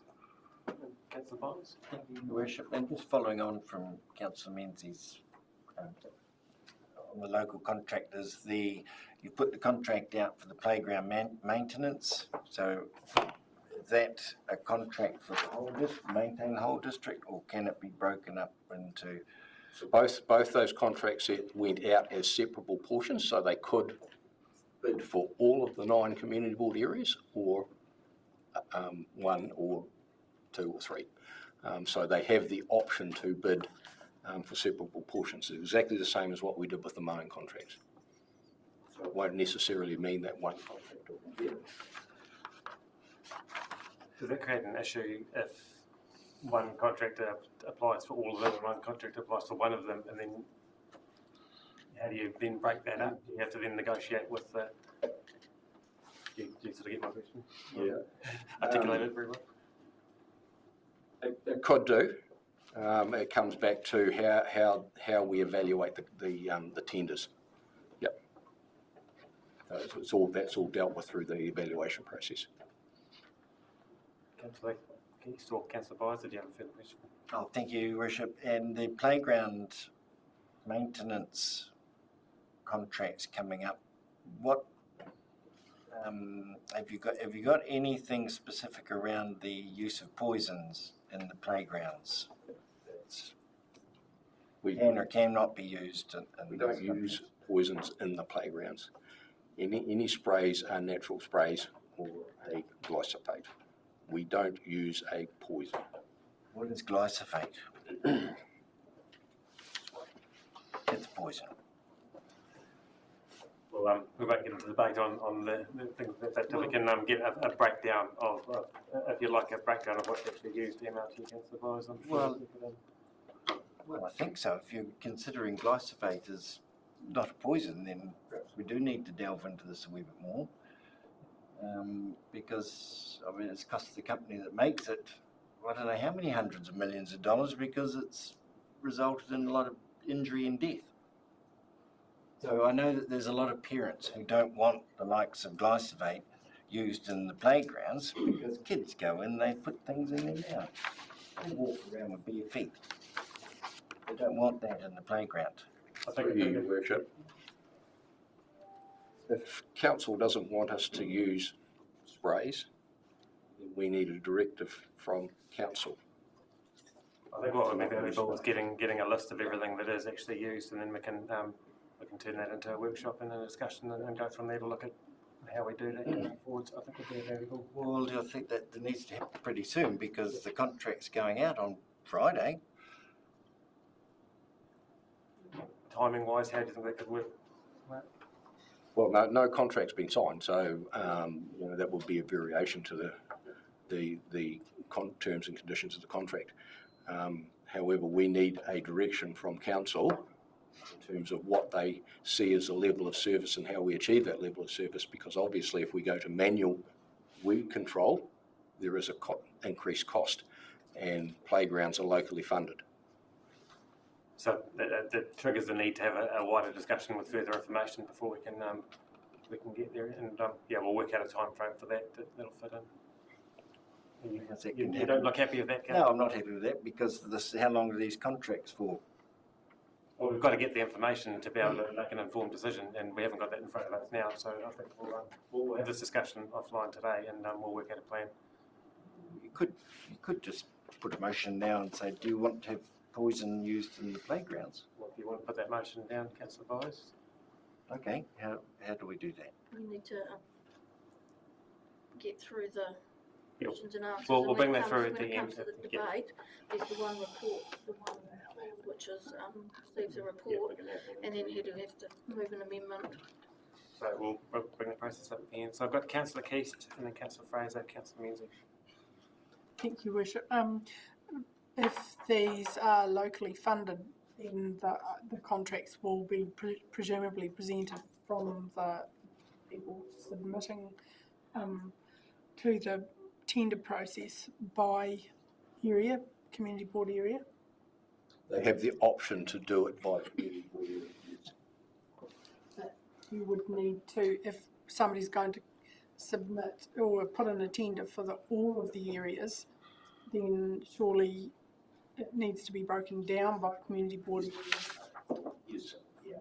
So it's not too much of a problem then if there's one community board area that needs to be somebody else. When they supply the tender, they have to supply the cost for each community board area. Yes, yeah. So that works all right.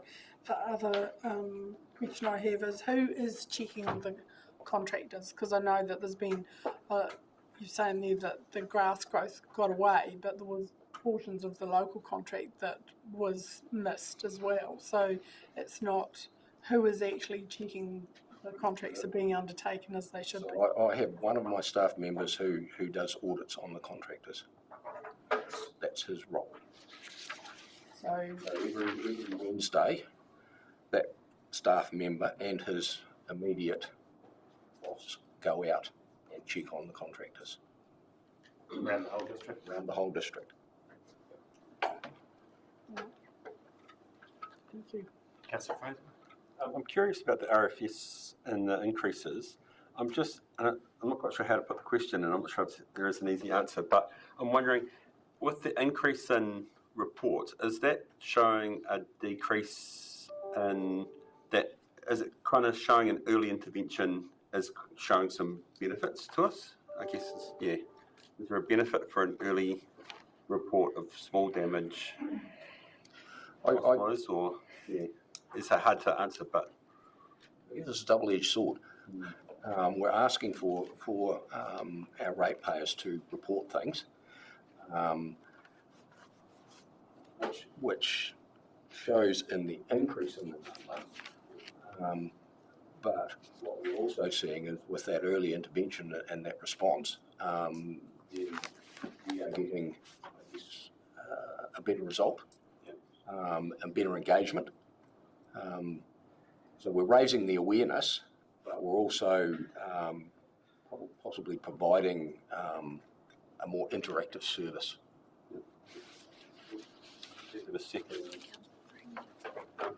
The second question is probably more, again, it's just a comment around Don's point raising around sprays.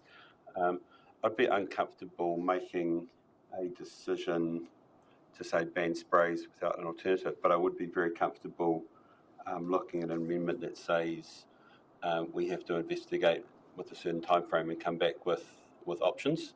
I just think it would be, we can make a decision without the information, and therefore it could, for example, be a decision to keep the sprays because we don't know, without having done the investigation. So I'd be suggesting that perhaps an amendment that said something along the lines of we'll commit to coming back by a certain date with alternative information around that, and that when the decision's made, it's informed and done with, I support the notion of not having poisons in the park, but for the same reasons, but I just want to make sure we make the right decision with the right information. And I think just to further that is also taking into account the community boards, that local decision making, and not making sure we're overriding that local democracy at council level as well. We can do a little bit of further discussion around that when we put that motion down. So I've got Councillor Menzies and Councillor Greenie.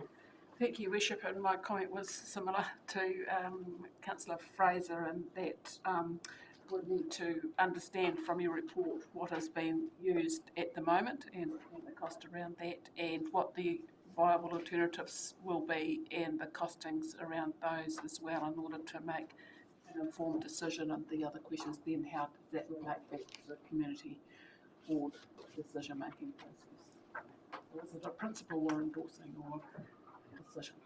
Thank you. Councillor Greenie? Yeah, my question for you is, quite often with RFSs there's duplication. I was just interested in what the baseline is. You might get these requests for service, but there could be duplication because there's like a number of people are encouraged to put in an RFS, which they do, which actually in reality then drops the number of actionable service requests that need to be completed. It's not. I'm just wondering how significant that It's might not be. significant. Okay. Generally, they're one-offs. You probably remain 5%. Okay. Yep. It's definitely not significant. Thank you. Councillor Chamberlain? Yes, sorry, through you. I'm just interested in your comments. You send someone out to check. Is that an efficient use of time? To have someone just drive around the district and checking? In terms of contract management, yes, because we have to make sure they're doing what they're doing, and the only way to do that is go out and watch them. My question probably is, there are other staff, rather than driving all the way to Harry, is there someone else that might have been, does it have to be a specific person that can check the length of the grass, or can, if there was another member of staff from another department, can they swing by the... I do utilise other members of my staff, yes, but that particular contractor staff member, that's his role. He's the contract manager and he manages the mowing contract. But if I'm going out, I check the grass. So, we're all out there, we're all looking, but he is the manager of that contract. Yep. Is it efficiency around staff? I don't want someone driving around Southland just checking the length of the grass. When there's other people within council that could be going past that could do that. We also get RFSs in about the grass. So our public are checking on the grass mowing as well. Yeah, that's what I mean. It could be someone in the community that can do that rather than making a special trip to Rappi to check the grass. But then there's a level of understanding of, does it have to be this long? It's a lot of, or this long. So are they meeting the level of service they're supposed to be meeting? Or is it somebody's perception that they're not? I guess there will be opportunities though for efficiencies if you've got your community partnership leaders, for argument's sake, going out to an area to actually liaise with that person if there's something that they could do to save a special trip out to a far area of Southland. In terms of that, when we're going out or when they're going out, we do ask people to keep an eye on things. So, Councillor Brown. Through you, Your Worship, good to see Mark. Mine's sort of probably more in line with what's going on nationally at the moment, in light of what's happening in Auckland with too much water as opposed to in Southland and parts of Southland not enough water, although today's kind of probably turn that into a contradiction. I'm going to be having a meeting on Monday whereby it'll be inevitable that the subject will come up where this particular area doesn't have enough water at the moment. And I think that they will probably propose to go into a bore-type system to serve the community in the Mossburn area. I guess, do you feel comfortable with us as a council that we are in a position to be able to, I guess, mitigate against these things that are happening? I know that it's a seasonal thing, and we don't. I mean, Riverton and Te Anau and Mossburn are examples of areas that are lacking water at the moment. I discussed with someone else, the very man taking a seat right now, remembering the 1984 flood in Invercargill and the devastation that occurred there. So yeah, I'm just, maybe it's a little bit bigger picture stuff, and forgive me, it might have already been addressed in the long-term plan, but these questions will be asked of all of us. Through you, Worship, this is my area, so Mark will have absolutely no idea what your question's about, unless you know more. I'm sure he's got a bit of an idea. So the water situation is interesting. Riverton water supply through the holiday is generally a one-off through the holidays period. We haven't witnessed it for a couple of years because of COVID, so we've now witnessed it probably pre-COVID. And my team is currently putting aside some funding to look at options of how we do something with Riverton without costing too much. The plant doesn't need rebuilt at the moment, and for 99.8% of the time, that's the purpose. But that holiday period, it's not. So we're doing a bit of a work at the moment on more tanks at the plant that will bring in, start filling about November, get them up to speed so the plant's got it, not overworking, and then through that holiday period where that rush comes on, we've probably got another 48 hours, the calculations done at the moment, probably another 48 hours or so storage so we don't overwork the plant. So that's probably a relatively simple, cheap way of doing it without doing an awful lot of work to the plant. Mossburn, we had issues last year with Mossburn. Again, 99% of the time in Mossburn we're fine. We're doing a bit of work this week. We were looking at the old bores in preparation for what was happening with the weather and in the forecast we were getting that it was going to be a dry summer. The old bores these days have got to be they've got to be capped, they've got to be secure, etc., etc. So that we've done a bit of work on the old bores, probably not worth pulling in at the moment, but we have found a source very close that we've got water tests on last week or a week and a half ago. We're waiting on those results, but we're getting set up now to be able to pump into the plant, which is another interesting fact because your bores and plant are all locked and sealed. But we're working through that this week to give quite an easy fix to Mossburn in the short term and thinking about the future. So the other two big issues at the moment, we get information from ES on a weekly basis, and we can check it daily on the river levels and the aquifer levels, and at the moment, bar Mossburn, they're not looking too bad, and what's happening today will certainly help and take a bit of pressure off with a bit of luck. Rural water supplies have been a wee bit interesting, but I think again we've probably just had a little bit of relief now, which will take some pressure off. Through you, Your Worship, probably just to answer a bit of the wider question there around, you used Auckland as an example and what this council may be doing. Every council around New Zealand will be dealing with these various weather events that won't be planned for when this infrastructure was put in place 50 years ago. But SDC over the last couple of years is moving forward around it's obviously it's global warming and identifying those areas and those areas at risk. We're currently working with ES and Great South around the spatial data, so that is all the LIDAR data that will provide us with varying rainfalls, where we're likely to get flood events, that will drive then decisions around district planning, water supplies, size of bridges, all those sorts of things. So that work is well underway in regards to aiming for that next LTP and ensuring that information is in there. So there's going to be some, the global warming piece and these events is going to require some pretty big decisions around this table in the coming future. Sure. Through you also, we've got capacity modelling happening across sort of the main towns, Wintons, Rivertons, and that at the moment they're sort of due about March. That will again give us a good indication of what we've got and what we can take. So if we're going to add to a network, what's it going to be able to cope with without going into or larger changes in the network to bigger piping and the like. So there is a lot of work happening there at the moment. Interesting, just comment on the rural water supplies. I mean, because you made a note that infrastructure is 50 years old. Well, the bulk of those rural water supplies around the Te Basin are all built for sheep. Sheep and pigs. A long time ago. Now we've got more cattle up there than lots of cattle, lots more pressure on a system that was never built.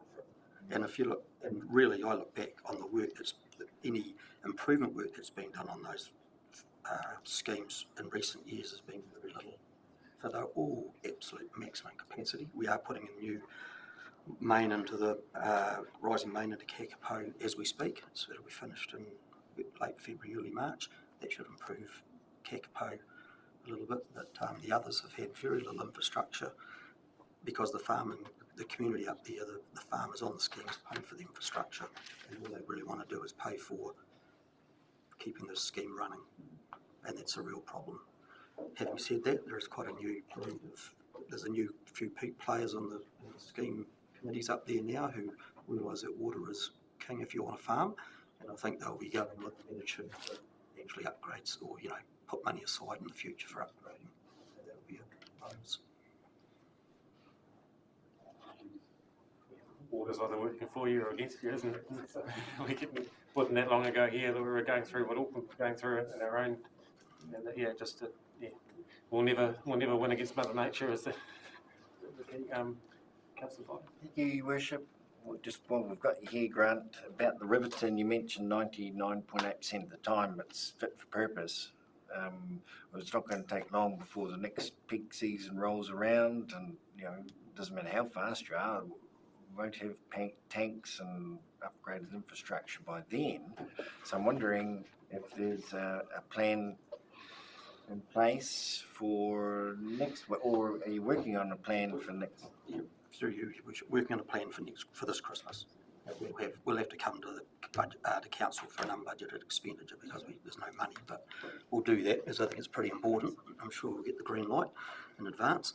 But that's the intention of having it there as a stopgap this year. We're going to get a consultant with water, a lot of water experience to actually do a report on what we've got with the plant, what we've got with the intakes, what the projections of the town is, etc., and hopefully come up with a long-term plan that actually, in reality, with the growth that's happening in Riverton, is this plant. It might be fit for purpose 98.8% now, but in 5 years' time, will it be? So what do we need to be doing to get up to speed? And just on that, and I'm repeating myself, but the rain's falling on the roofs. We've got some new houses going in. It would seem like if at peak time we could alleviate some pressure there. I was wondering if you could ask me that one again. Yeah. I think because you could. I know, but I think that that question is, to me, I was thinking about this after our last meeting. I think it's a bit like solar power. Somebody's going to have to make a decision whether solar power should be on every new house, and same as these tanks. I think that's a big question. I mean, at the moment, solar power's you can if you want. I think what you're saying is absolutely right, but it's the enforcement and whether you can get it through is a big question. If my team looks at it, I'll need another couple of people because at the moment we just haven't got the capacity to look. It's a big project to look at something like that, to bring it in to be enforced for every house getting built or whatever the thing. I hear you. Well, maybe not enforced, but if you're going 98% of the time it works, well, you could signal to the community that come up to peak time, no sprinklers, no this and that. If you want to have that, you need to catch some of your own water. And I don't think that would be very hard. Wouldn't require any extra staff. Through your worship, I think that's a bigger, wider discussion around the infrastructure that SDC provides around the entire district, not just power on an island, but all of those areas, and effectively user pays. You know, obviously we don't meter water that the other councils do. So you know, when we do have these sorts of periods, you know, the tools that we've got in our toolbox is to put some signs up and post some things on the radio. That doesn't prevent people from stop using. If you're metering, well, there's going to be a completely different ability to be able to control a lot of those things. So again, I think there's what we're finding with these things is there's going to be some big decisions that need to be made by this council that will flow into district plans and the like, where people can build in the future. We're going to have to make some big decisions around that, you know, with these events, and it's not going to be pleasing for everyone. Absolutely, water tanks and solar could be the way of the future, but it's a big decision that this council will need to make based on the information that we would bring to this table to make those decisions. So I think that's probably a conversation for another day, or even maybe a workshop around what is the future of service providing for our district. I'm not suggesting that the council has to tell people what they need to do, but perhaps you as a councillor could do that through your own. Yes, well, you could as a council, look, because we're encouraged to think about earthquakes. Well, I haven't heard about that for a while, but we're deviating very far from the the paper in front of us, Councillor Vines. Fair point, I agree. None of us going to work in an earthquake. We're in the situation on the island where we depend on tank water, but we can't get islanders to put in big enough tanks, you know, and we get people who do unusual things during a drought, like water blasting a boat, and then asking the fire brigade to deliver water to them. You know, it's human nature. There's nothing to stop a person putting in a water tank, I don't believe, to store water. So the only way to get them to they could do it. As I said, we can't get the people on the island in many cases. Instead of having just a 15,000 litre one, put in a 30,000 or put in two 30,000 ones. And have enough water for yourself. And that's a district plan discussion. You know, human nature's a... I guess a Facebook photo of your vegetables growing nicely with water that come out of your tank on Facebook, Don, and saying, I saved some water when it rained, this is how I did it. Could be putting a message out there. Councillor Rattenclaw. Through your worship, thank you. Thanks, Mark. Great report. I just wanted to go on to the positives at the start, the list of achievements.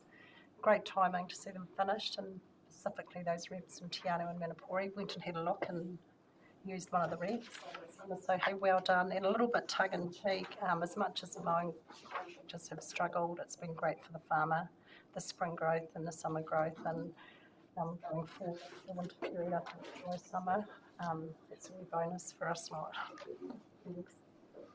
Okay, so that brings us to the recommendation. We heard from all the officers on the A3s. Oh, We've only heard from partially on lot. So close. Projects. Apologies, I'm jumping the gun here. We've got the district land discussion, so I was going far forward.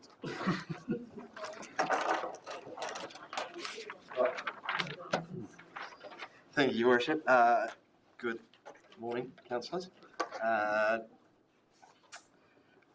think everyone's met me before, but I'm Brendan. I am the manager, and it gives me great pleasure to present the Services and Assets Monthly Activity Summary for you. I'll take the report as read, but just to go over a few of the highlights. I almost feel that sometimes Mark and myself and Grant and probably Stuart should almost all sit together if this council was okay with that, because we cross across so many, so much information, rather than hopping up and hopping back and hopping up and hopping back and sidestepping whether or not this council would be up front or, you know. That's almost what happened with that last report, isn't it? So, It is, and there's times where I feel like I should jump in and support Mark because it's obviously a topic, and I should, but you know, Mark's got it well under control. He certainly doesn't need me to hold his hand, but there's just so many topics that cross across. So whether or not there would be something that we could put up here as a united front, and you know, the questions as they come in could perhaps be answered by the relevant person. But look, I'll kick off. Again, just to summarise, figures to the end of December indicate that we're approximately 18% spent year to date. Now, that 18% is against that 56 million in there, and if you take into account that we are 6 months through this financial year, you would probably be hoping to see that much closer to 50%. But as we have continually indicated, capital expenditure or project expenditure, for want of a better word, of close to 57 million is completely unachievable. So there will be some work that's presented to this council in March around, and I think it may have been discussed already, a prioritisation matrix or a prioritisation tool that we can perhaps apply to capital projects going forward to then look at rationalising the program, because we cannot continue to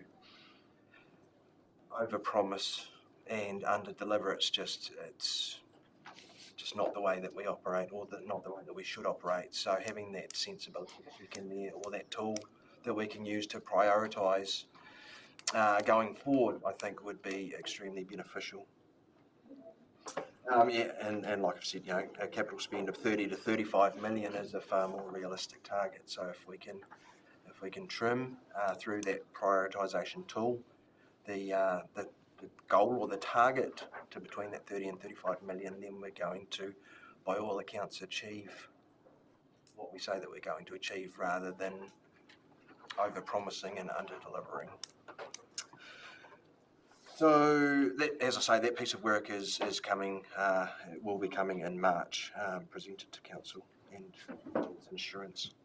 So we're still recognising significant savings through packaging of works, packaging items of work like surveying and geotechnical work, resource consents, pre-work and stuff like that. And one of the benefits of doing that has been recognised through the Tianel Manapuri TIF work, whereas we made a significant saving through a bulk procurement, I guess, of all that TIF work in Tianel and Manapuri.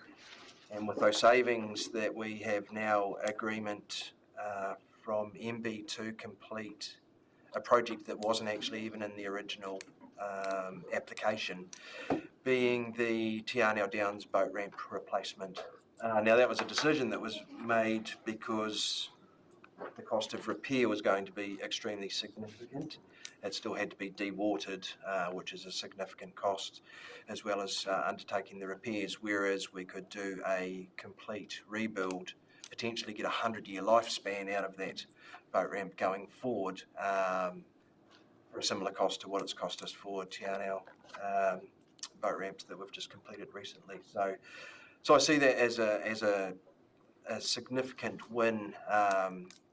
So we didn't get such a good response up front from MB, but when we pushed them a little bit more and considered the fact, or they considered the fact, that we had saved somewhere in the region of 250 to 350,000 on the TIF projects that were already in play, then they changed their mind, which was awesome. So that's one of the benefits of that we've recognised as far as packaging up those projects. So yeah, that's absolutely awesome. So again, going back to the 10 million of spend, we had forecasted that we should have been sitting around 13 million. So we're 3 million short of where we, had forecasted. But the pleasing thing is that 3 million unspent is mostly, the majority of it is already procured, awarded, and it's underway. So it's not all bad. So yeah, that's certainly another positive. The risks haven't changed from this month. They are still being evaluated month on month, but they are still where they are at this stage.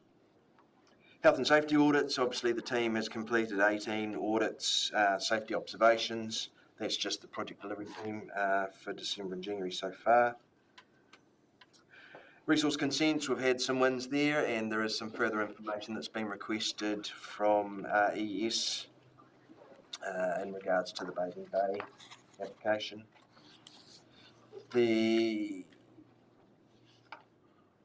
data there for the works program to the end of December, just summarises those financial.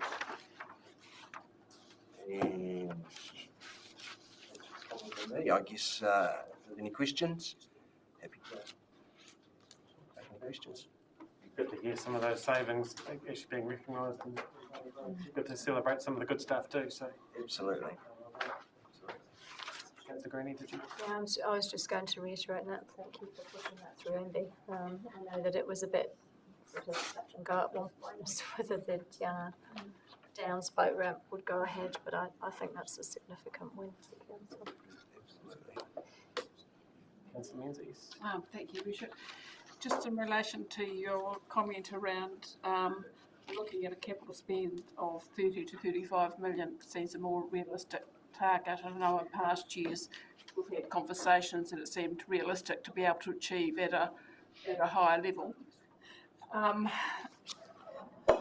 Is part of that just about not having capacity out there to complete the work? And what's the influence, I guess, around that of the higher prices coming in and being able to achieve it? Because obviously this will have an impact through the long-term plan projects and in the rates that the rate increases or whatever they may be, that we'll be talking at the level of rate increase we'll be talking about through June.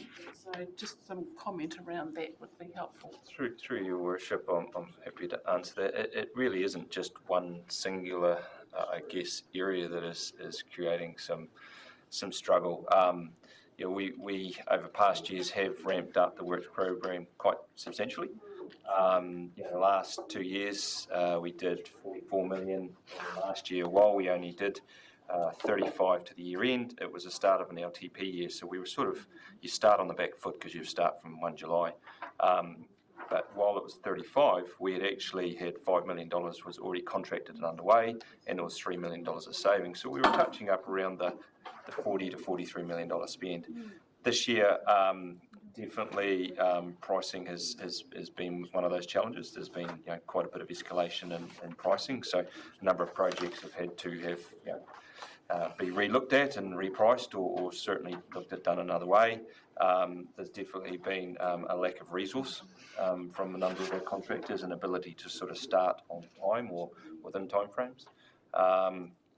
The other key area has just been we've got a lot of work. So this year has seen another amount. Well, the new TIF, which was all the boat ramps and the like. There's been another application, which is the tourism infrastructure funding. Again, was the POS across the district, and then obviously the Better Off funding. So there's a capacity issue internally as well in regards to the number of projects that are actually coming across the desk, and trying to ensure we're doing, BAU and getting some of these other projects rolling for the community. Look, we're still we're still really pleased with how we're tracking this year in regards to the amount of work that's actually being done out there. It just won't be to the, I think, trying to hit $40 million every year is going to be is a real challenge just in the nature of the work that it is.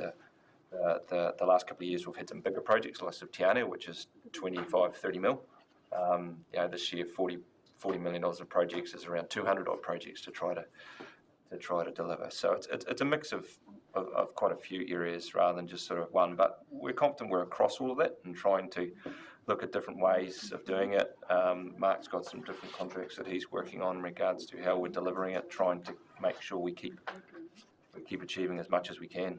But we're definitely going to need to have a pretty hard look coming into the next LTP in regards to what's achievable.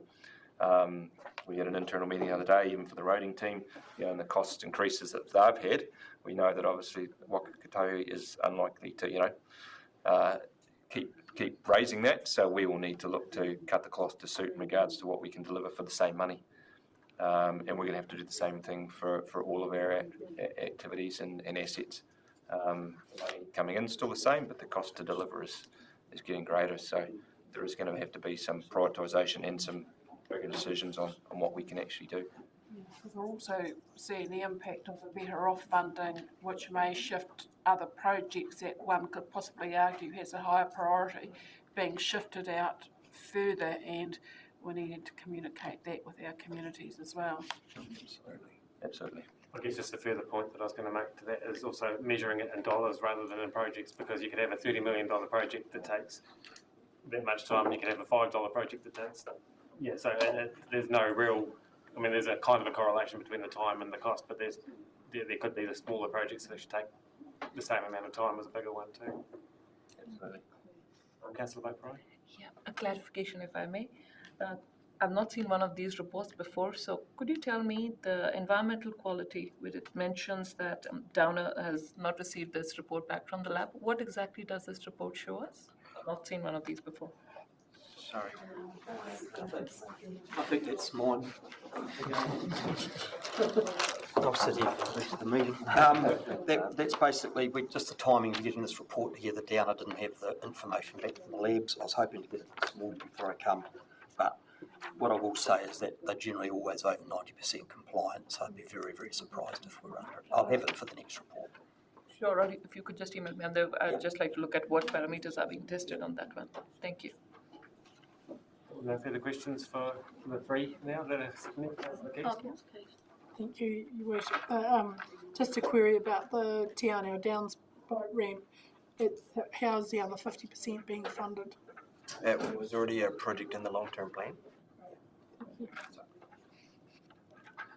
Cool. No further questions, unless you want to stay there when Hartley comes up in case they...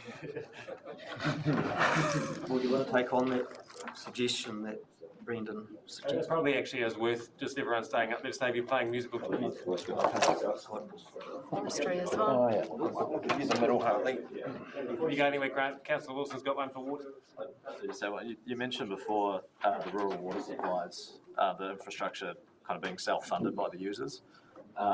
And just following up on that Mossburn situation with the critical water, is there stock attached to that drinking water? Mossburn's not stock. There's no stock supplies attached to it. Cool. So move on to Hartley. Thank you very much. I'll take the transportation aspect as being read. Some of the discussion already been had probably covers off some of the key aspects. One of the things we did complete over December, though, that I'll cover off is our annual road roid inspection. So that's or survey, I should say, that's the roughness testing of our gravel roads. And we achieved a 91% score for that, with the LTP target being 85%. So the 91's pretty much in line with what we've consistently achieved over the last few years. It varies by 0.1% normally. And then the other aspect has sort of been touched on really, is the emergency works. So in December we had a couple of weather events. Gore, to be fair, probably bore the brunt of it, but we didn't come out of it totally unscathed, where we did have one or two isolated areas, particularly around the Waikaia and dipped an area, two areas there. But luckily they, nothing compared to what we've sort of received in the past or had in the past or seen elsewhere around the country. And then the other main area of focus for us really is looking at those cost increases and implications, particularly with as we sort of mentioned this morning around the long-term plan. What does it mean? What are the impacts on level of service if we did change, or on costs, and rates if we did change level of service? So that's really a big focus for us, that optioneering, so we can have really some good discussions around the table on what the future may look like. I'm happy to take any questions around the transportation. It's a question around budgeting. So with the likes of what's just happened in Auckland, and do we actually have a budget set aside for that kind of emergency sort of work? So from a I can comment from a transportation point of view. We do allow for some budget, at least from a local point of view, but with major events, it's a 1 in 10 year or greater event. We apply separately to Waka Kotahi for their share of the funding. So we make allowance for, I suppose, some of our share, and depends on how the season goes or the years go. We might put a little bit aside, but also mindful. And often that's some of, when it comes to LTP or annual plan time, some of the discussion about the use of reserves for offsetting the rates, and so that can obviously have an impact of how much money is set aside, but we do allow a little bit annually. Yeah, that's where my question was going, to those reserves and how we kind of need to. Yeah, so we don't, as an example, when we had the 2020 floods, we did have a reasonable amount of money sitting there, but that effectively all got cleaned out, and we did look at taking a small loan to fund the difference. So it's not, at least from a transportation point of view, it's not huge. We don't have millions of dollars sitting there that I'm aware of, at least. But the smaller scale events that don't trigger that funding, that comes out of our standard maintenance and operations budgets. For the Mr. Chair, for the three waters, we don't have funding put aside, and smaller events just get funded through the day-to-day O&M contract. Councillor Chamberlain. Yeah, thanks, Hartley. Can you just explain to me what you mean by the network-wide gravel road? Is that an inspection? Yeah. Yes. So we have an app, effectively. It's an internationally used app. It's used quite a bit around New Zealand. That effectively, when you're driving down the road, we calibrate it, and when you're travelling down the road, it picks up the bumps and corrugations, potholes, all of that, and then it's graded into internationally recognised whether it's good, average, bad, and that's where that survey comes from. So we do it over a sort of 2 to 3 week period to try and condense it as much as we can, because gravel roads do tend to vary quite a bit from day to day, so we try and condense it as quickly as we can. The team travels around 10,000 kilometres over that time period to do the roughly 3,000 kilometres of gravel road we have, and then that generates a score. So it gives an indication of how good the gravel roads are. Ironically, something like a freshly graded road, if it's just been graded, can actually give a negative score because it's still quite rough until it settles down. But because it's at a network level, those are the outliers, and we can look at those outliers. We also use it to, if we've got any particular roads that are maybe we get quite a few RFSs on around, say, corrugations or potholing, we have used it to track trends. So we might go and do the survey on a weekly basis, and then track it during the grading cycles, and then see, do we change the type of material, change the grading frequency, etc., as to how we can try and address the situation. Yeah, just from one person that lives on a gravel road, it's an air road, 91%. That's good. And my other question is just regarding what's happened in Auckland. I know you put money aside for floods and stuff, but what sort of prevention work we do? I know, like on gravel roads, it's usually culverts that block that you just scour out. So is there sort of putting the ambulance at the top of the cliff, going around and maintaining those culverts and make sure they're all clear on an annual basis? That's a good question. So we do annual inspections and clean-outs. It can be difficult because some of that material that ends up blocking the culverts Doesn't come from the road reserve, it might come from adjacent land. One of, I suppose, considerations around things like climate change, as an example, is when culverts are up for replacement, not necessarily just putting back the same or the same size culvert that was there. So if it was, say, a 300 diameter culvert, should be looking at putting back a 450 diameter culvert to help with that sort of future proofing, because a lot of these assets that we do put in are long life assets. They could be there for 50 plus years. So it's a bit of a combination of what we do. And our urban stormwater pipes, any renewals are designed, and they're designed on catchment areas, housing that's there, housing that will be there in the future, etc., so that we don't, we are designed.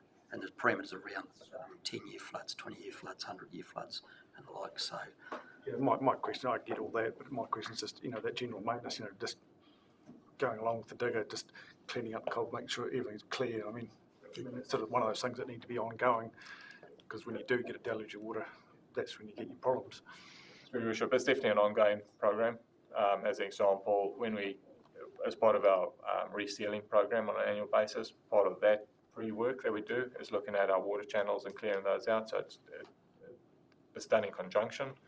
Obviously, we've got a massive network, so it does take quite some time. Even just looking at our sealed road network, if we just followed that, it would probably take us about 13 years to get around our entire sealed network, just using that philosophy. Councillor Keast. Thank you, Worship. The 3 tenders that for the pavement rehab, what distance did we get out of them? For about 8.5, 9 kilometres. I'd have to check the exact number. That's just quick math. So a little bit short of what we require, really. That's correct, and that's partly driven by cost increases. So we have had to delay one of the sites. I suppose that goes back to sort of the question around the budget, etc. earlier. Some of this is around how do we manage if we delay a project, as an example, what's the maintenance cost associated with trying to hold that over the next 12 or even 24 months versus the cost of trying to repair it now and accepting that that is the cost, and that's what the market's giving us the cost to carry out that work. So it is a bit of a balancing act, because ultimately you don't have a bit of money. So, yeah. And it's already been stated today that the cost is never cheaper than now. Yeah. So, yeah. The other thing about the pavement rehab, and you just touched on it before, I think, with the cleaning out of the waterways, some of those are getting very steep on the side. It actually makes a hazard in itself. Are we looking to actually put something back in there that would be permeable enough for to run off, but to also somewhere for people to pull off safely? If you've got I can have a look at the latest design, but generally speaking, yeah, we standard design profiles so that they are traversable, etc. Obviously, some of the terrain or natural topography can make it a bit challenging, so you do end up with steeper type scenarios. But yeah, we do have a standard sort of recognised profile around how that should look. With a lovely summer weather we've been having, this bleeding that is mentioned in here, and it's highly evident around our neck of the woods. And are we collating that information about why this is happening and where it's happening, to find out what the common denominators are? Probably a little bit difficult to know what vehicle it was, but generally, there's a lot of tractors with very knobby sort of tyres that probably, when you think about it, they've been turning around on the corners, and there's large lumps of tarmac lying beside it. But it's the overall, just the bleeding. What's happening there? So generally, there can be several causes, but some of the common ones tend to be around that temperature. Definitely the types of vehicle and the intensity of the vehicle used, particularly your heavier type vehicles that you mentioned, the tyre configurations, has an impact. But for a roading network like ours, where we have an ageing network, when you get into the 6th, 7th seal layer, you just have too much bitumen there ultimately. And that's a lot of pavement renewals are actually driven by that. It creates instability. So yeah, that's a big issue for us. And looking at ways to, you can go and reseal it again, but when you're starting to get to that 7th, 8th layer, within 3 or 4 years, you'll be back again, if not sooner. It's just uneconomical, and hence why you end up rebuilding the road. That's becoming more evident nationally as well. We just seem to be sort of at the forefront of it. And that would be my point. What are we requiring of Tahi to tell us what next for this? Because we're required to maintain the network, but we're not actually getting the support to innovate, if you like, to actually create something that would allow us to maybe change the way we do things so that we have a wider spread of options for those old pavements in hot weather. Through Risha, I think one of the challenges that generally across New Zealand is probably not, a lot of the roads were built around the same time and therefore coming to end of life at around the same time. So it's not like we can look across the board at Clutha and say, okay, well, you've experienced this for the last 20 years. This is what solutions we've implemented. There's a bit of a co-design around trying to find a solution. Some of it's looking at maybe, or some of the discussion, actually what we're having internally is like, do you change the type, because you can get different hardness of the bitumen that you put down. So do we change that mixture earlier? Because we're seeing more warmer weather. So there's some of that discussion going on around how can we try and not resolve it, but mitigate, I suppose, the impacts from it. But there's definitely no silver bullet as such. And please tell me that the Waituna Bridge isn't affected by the bridge program today. No, it's not. Thank you. And also, the setting of the speed limit, that's governed by bylaw. And you'll see in there the land transport rules. Does that mean that what our bylaw is just going to be predetermined by the land transport rule? So there was a change last year around the legislation sort of reported, and so there's a national speed register that's been set up, and councils are now required to do ultimately a speed management plan that we'll consult on. So we just, with the roading bylaw, looking at the same time, looking at that interim speed management plan, that'll sort of set more the principles of how we, or longer term, the principles of how we want the speeds to look around the district, and then on a more shorter term basis, what that actually means from a practical point of view. And as per the LTP, our focus is currently around the schools, so reducing the speed limits around schools to 30s in urban areas and 60 for those rural 100k zones. And then effectively the next LTP 24, 27 will look at the sort of significant changes, if any.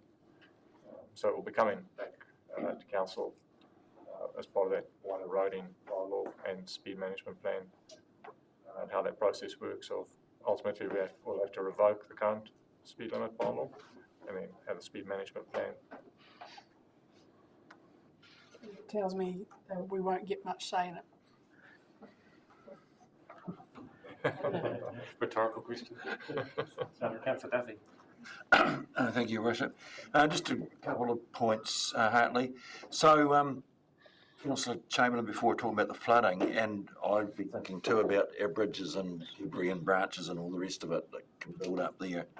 I saw in Auckland there was issues in some areas where vegetation, trees, etc., had been felled on a bank and left to lie there, and they'd washed into. So I just think we need to be observant about all kinds of things.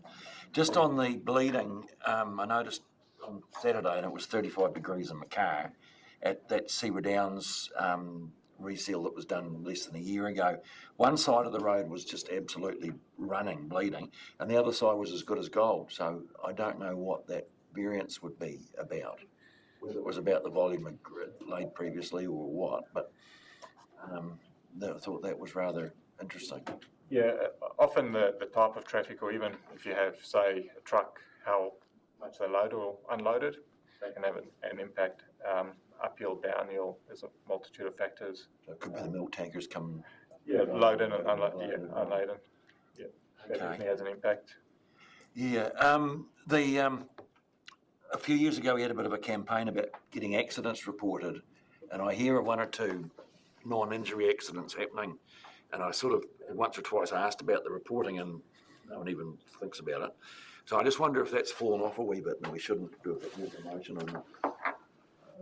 So, yeah, I'd say it definitely has, declined over the years. There's been more focus on the serious and fatals, and so those non-injury crashes, yeah, the reporting of that's definitely dropped off, where we've had the crash cards, etc.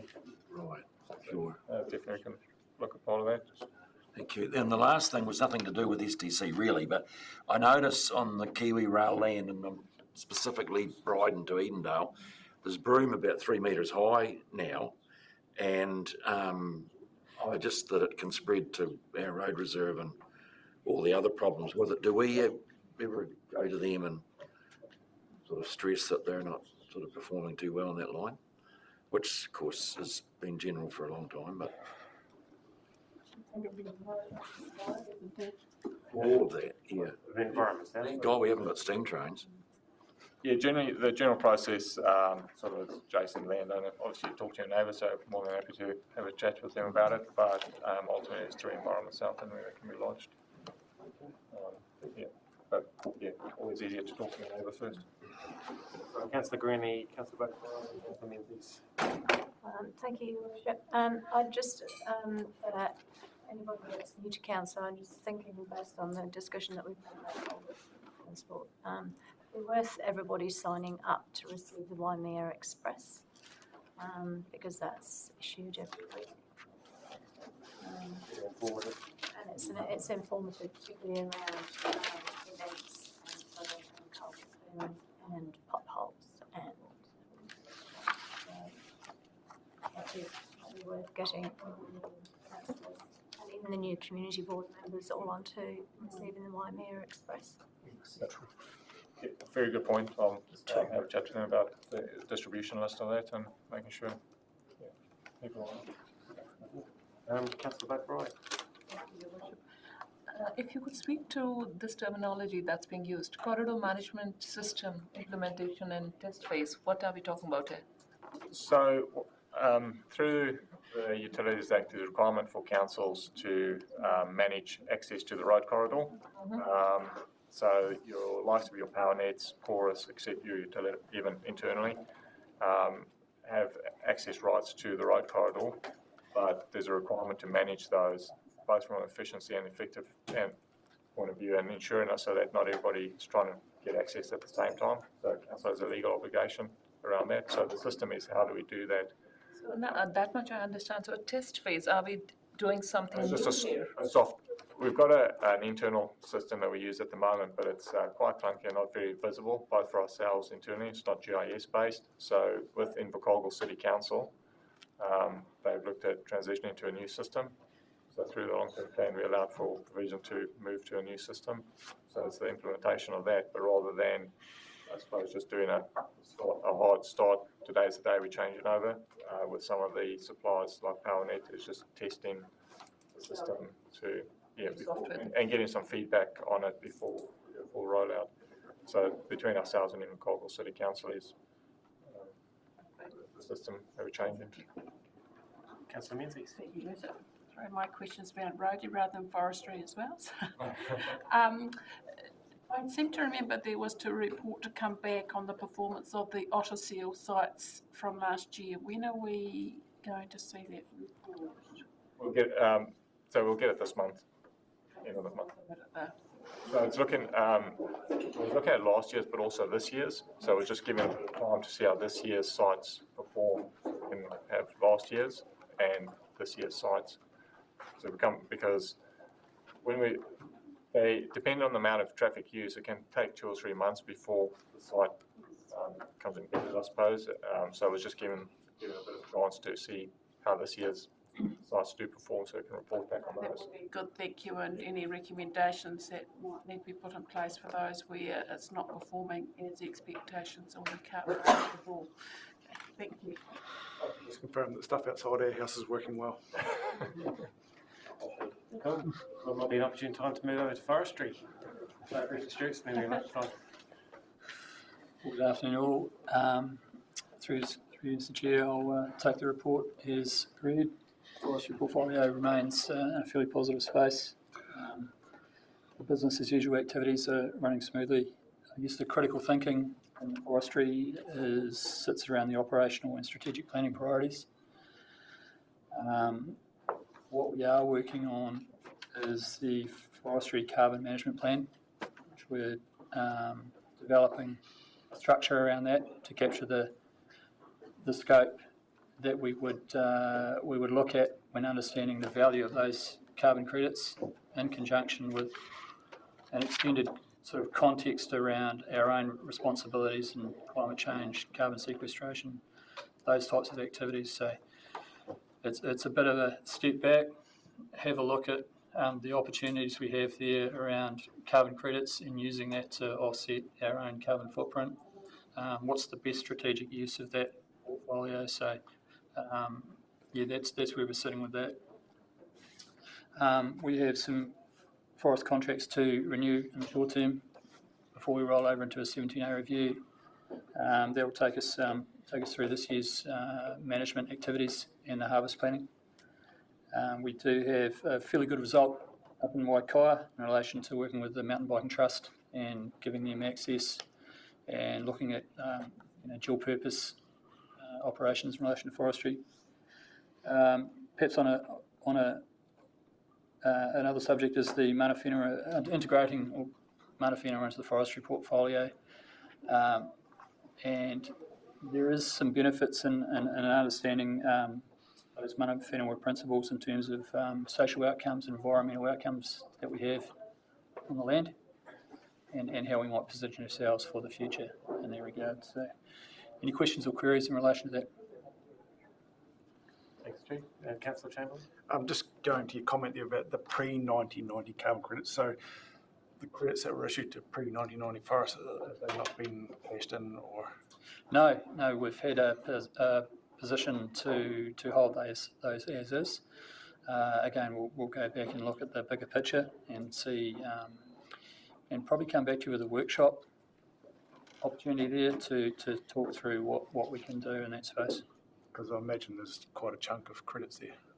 It certainly is. So, there's, as I say, there's a lot of critical thinking that needs to go into that, and we want to position the governance team to really get into that.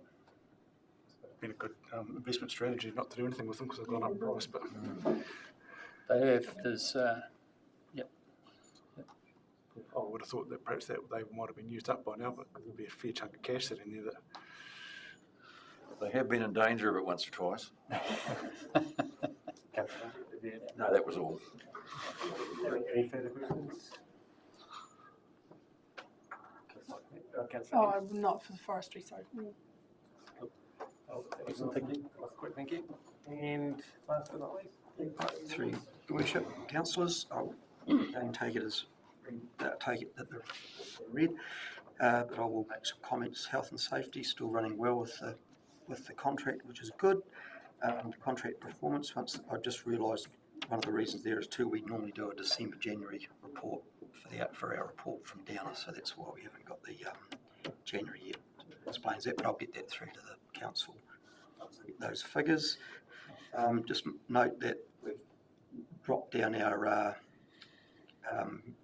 risk on the COVID supply from red down to orange on 12. We're sort of through the rough period there, I think, and we're on the home run, hopefully, as far as Downer and we're concerned at the moment anyway, so we're looking a bit more stable.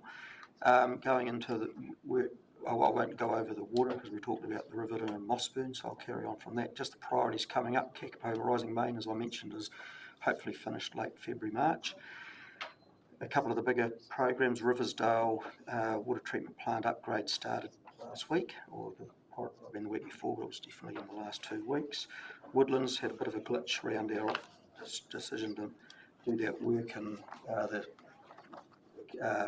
December holidays. It's now happening in the Easter holidays, but it will definitely be finished well before the end of the financial year. It's 90% completed anyway. Manapori water plant, we got the design, the floor plan design back last week, so my team's just evaluating and looking at that at the moment. Hopefully we get it all tied up so we can go to market ASAP. Our AC water main work in Te Anea, Nightcaps and Riverton are progressing, getting underway. Nightcaps is not far off. Riverton's underway and Te Anea is just getting final pricing at the moment from the contractor, so get a start in the not too distant future. Strategic planning, our landfill risk assessments, just got an update on that. At the moment with getting E3 who did the report to do management plans for 4 sites, Te Atea, Bayswater, Edgehope and Riverton, and they're getting done it concurrently at the moment, and there's another 12 sites that we identified out of our numerous sites that we'll have management plans for them before the 30th of June, so there's work progressing there, and those plans will come up with things that we may or may not have to do to those sites, as in water testing, testing, or there's a wee bit of, some of the sites are coastal, so they are going to take the coastal aspects into that. That may mean that we might have to do some coastal work to protect those sites, but we'll know that once we get the reports. The Three Waters operation and maintenance contract, as you're aware, we talked before Christmas about going to negotiation. We're going to the first day of negotiation on the 24th of this month. It's a wee bit later than we're anticipating, but we've the NTU has made it clear that they wanted to participate, so we've been talking to them quite a lot over the last 2 weeks with quite a number of people, and then they've virtually come back and said, you're all good to go, we don't need to sit in around the negotiating table with you, so it's probably held us up 3 weeks to be fair, but we're under control. And that's really, that's probably about it in terms of the things that I'd like to report on. Thanks, Grant. Did you have a question? Well, it was more commentary around on the roading side of it, that reporting of non-injury accidents is really, really important, because that's well researched, well backed by research, that there's usually a couple of those before a fatal or serious, so it's important that we get that information captured so we can look at our design. Any further questions? I'm sorry, I haven't got it in front of me because I've forgotten where I read it, and it's not really forestry, it's forestry and roading. I did see some comment about costs incurred to maintain roading to do with forestry. And I think, it's an ongoing problem in these areas. I was just told about one the other day, of intensive area coming up for felling on a very, pretty under par road, given the amount of traffic that normally goes on it.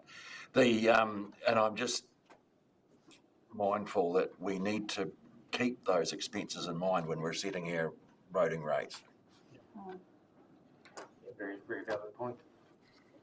Any further questions for Grant on the water? We're pretty safe. Thank you very much for that. Okay, so we're now at the position where I thought we were quite a while ago. So we've got the recommendation here. We've got the motion the council advised may have penned in that time. Actually, no, I haven't, but I was wondering if I could get some feedback from Christine. I'll just let the chief executive speak first. Thank you, Your Worship. Look, a couple of thoughts about this, and I do respect your passion for the subject, council advised. The report you've got in front of you is actually for information, and I commend the team for their willingness to front up and answer any question incredibly fully as well, because this opportunity to be informed is a valuable opportunity. However, it is not a report for making a decision, and actually to in effect change your level of service on behalf of the community boards without going through proper process and without using a proper report which would be required to show the options, the costs. And remember, a matter like spraying puts you squarely in the four well-beings. It is a conversation that needs to be properly considered. Furthermore, I have been offline informed that the contract that Mr. Day was talking about is actually about the maintenance of the equipment and not the playground itself. So it actually doesn't involve spraying. So in fact, there would be no point in delaying that contract. Therefore, there wouldn't be any point in making an amendment to the report, although all you would really be doing is requesting a report. So my recommendation, my suggestion is that we bring a report back to council on this subject, which would lead into a potential change for the levels of service for the LTP. Because if you are changing levels of service, I'm pretty sure, I'm trying to eye down the date, but I think there is an obligation to consult the community anyway. So it's been a worthwhile conversation, but in terms of council process, I would strongly urge you not to make a decision without proper information that could then be challenged later, and that could take you into some quite complicated territory with reviews and bits and pieces.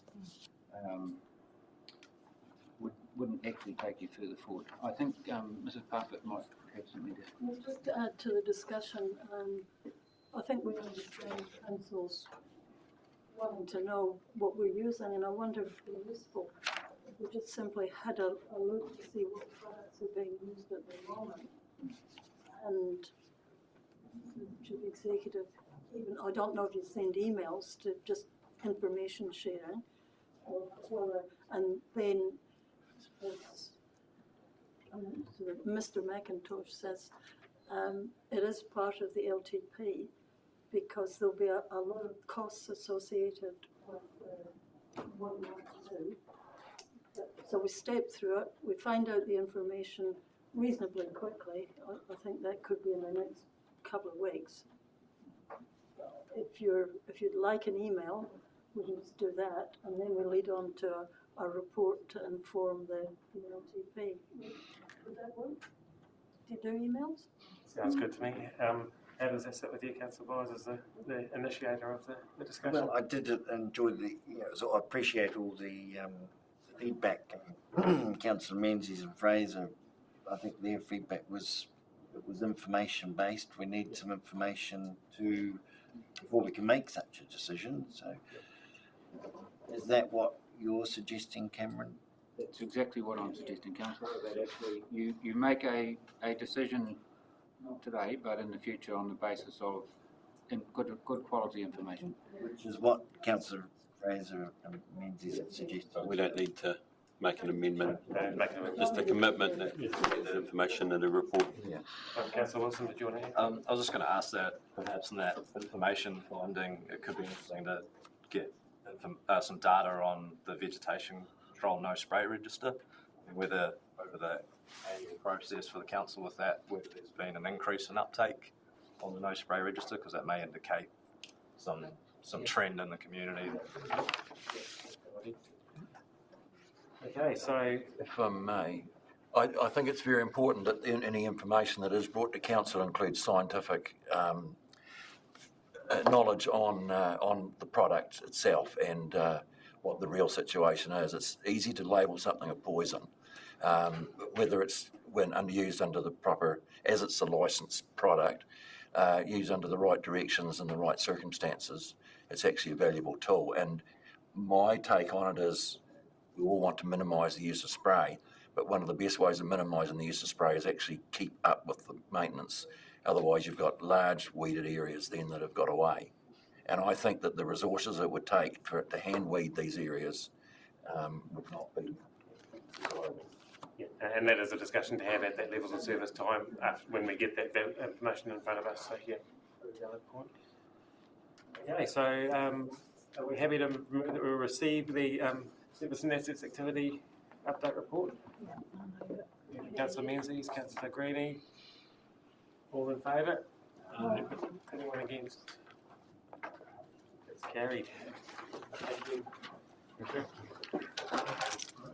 Just quickly before we go to lunch, I'll just do this triennial report on page 39 of your agenda. I don't want to jinx it. they might just very well kick me for the day. So we've got Robin Rout coming up to introduce this item. And I'll probably speak to it as well.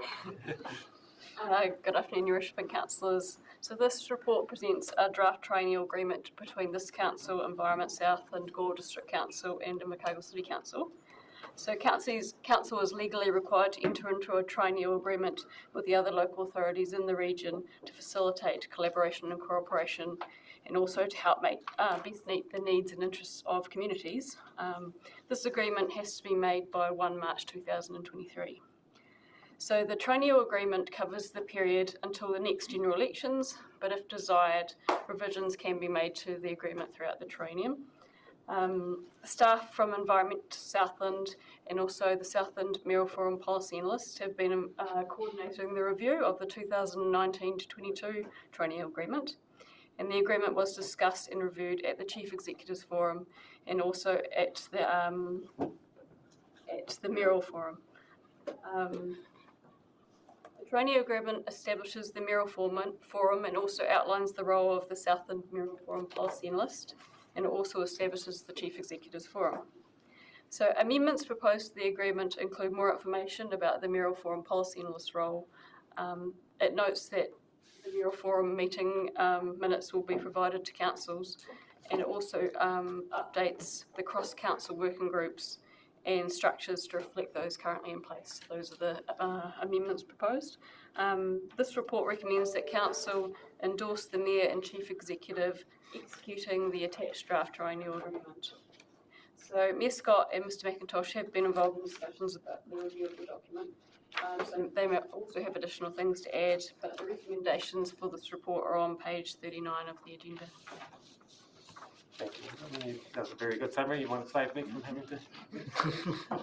is there anything you want to add?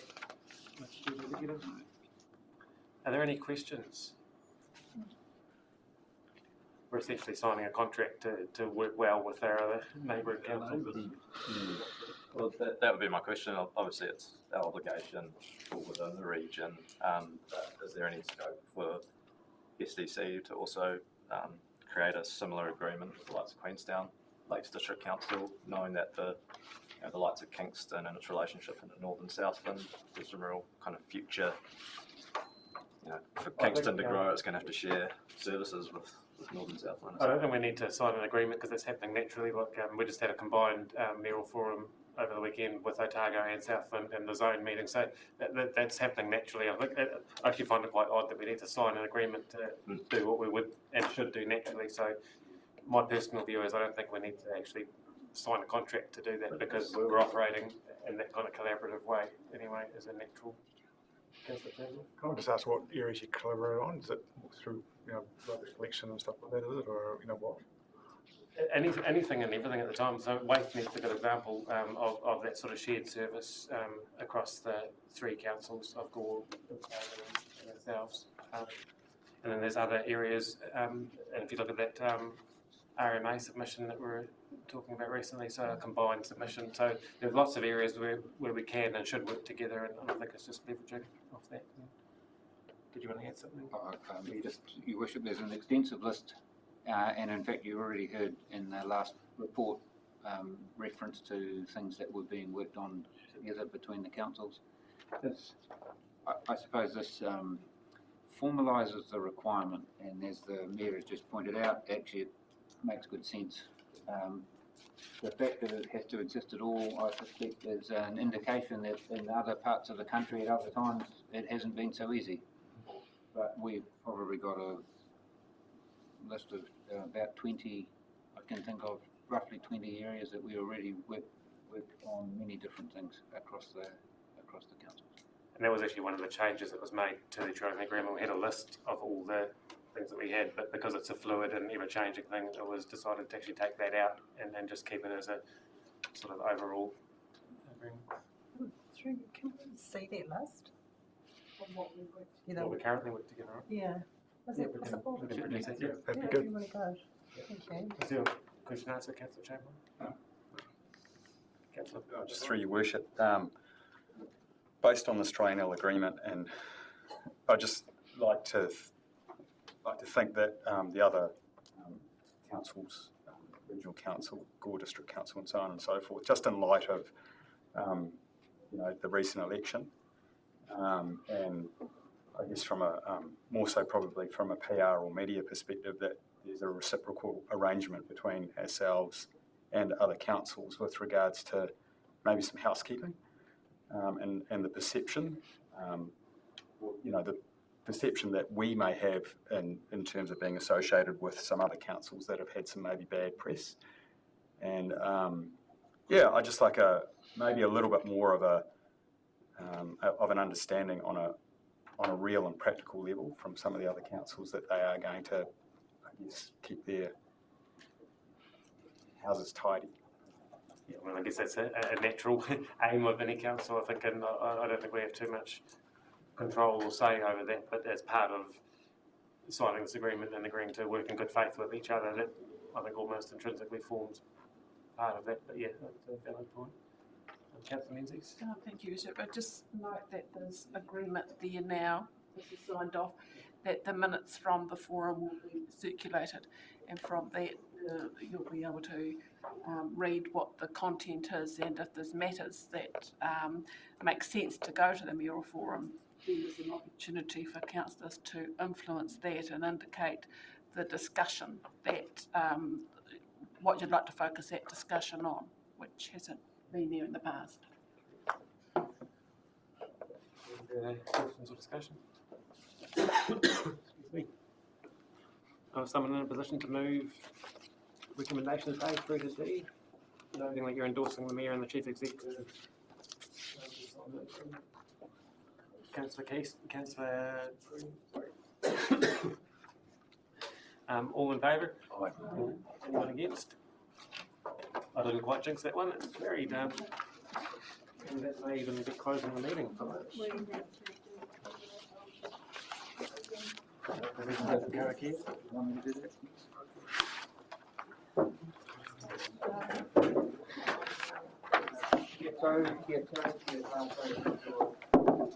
Whai o tō tātou ariki a ihu ka raiti, me te araha o te atua, me te whiwhina tātutanga. Ki te wairua tapu, ake. Thank you, everyone. It was a very good meeting. And we have lunch and a workshop and a trip to emergency management Southland.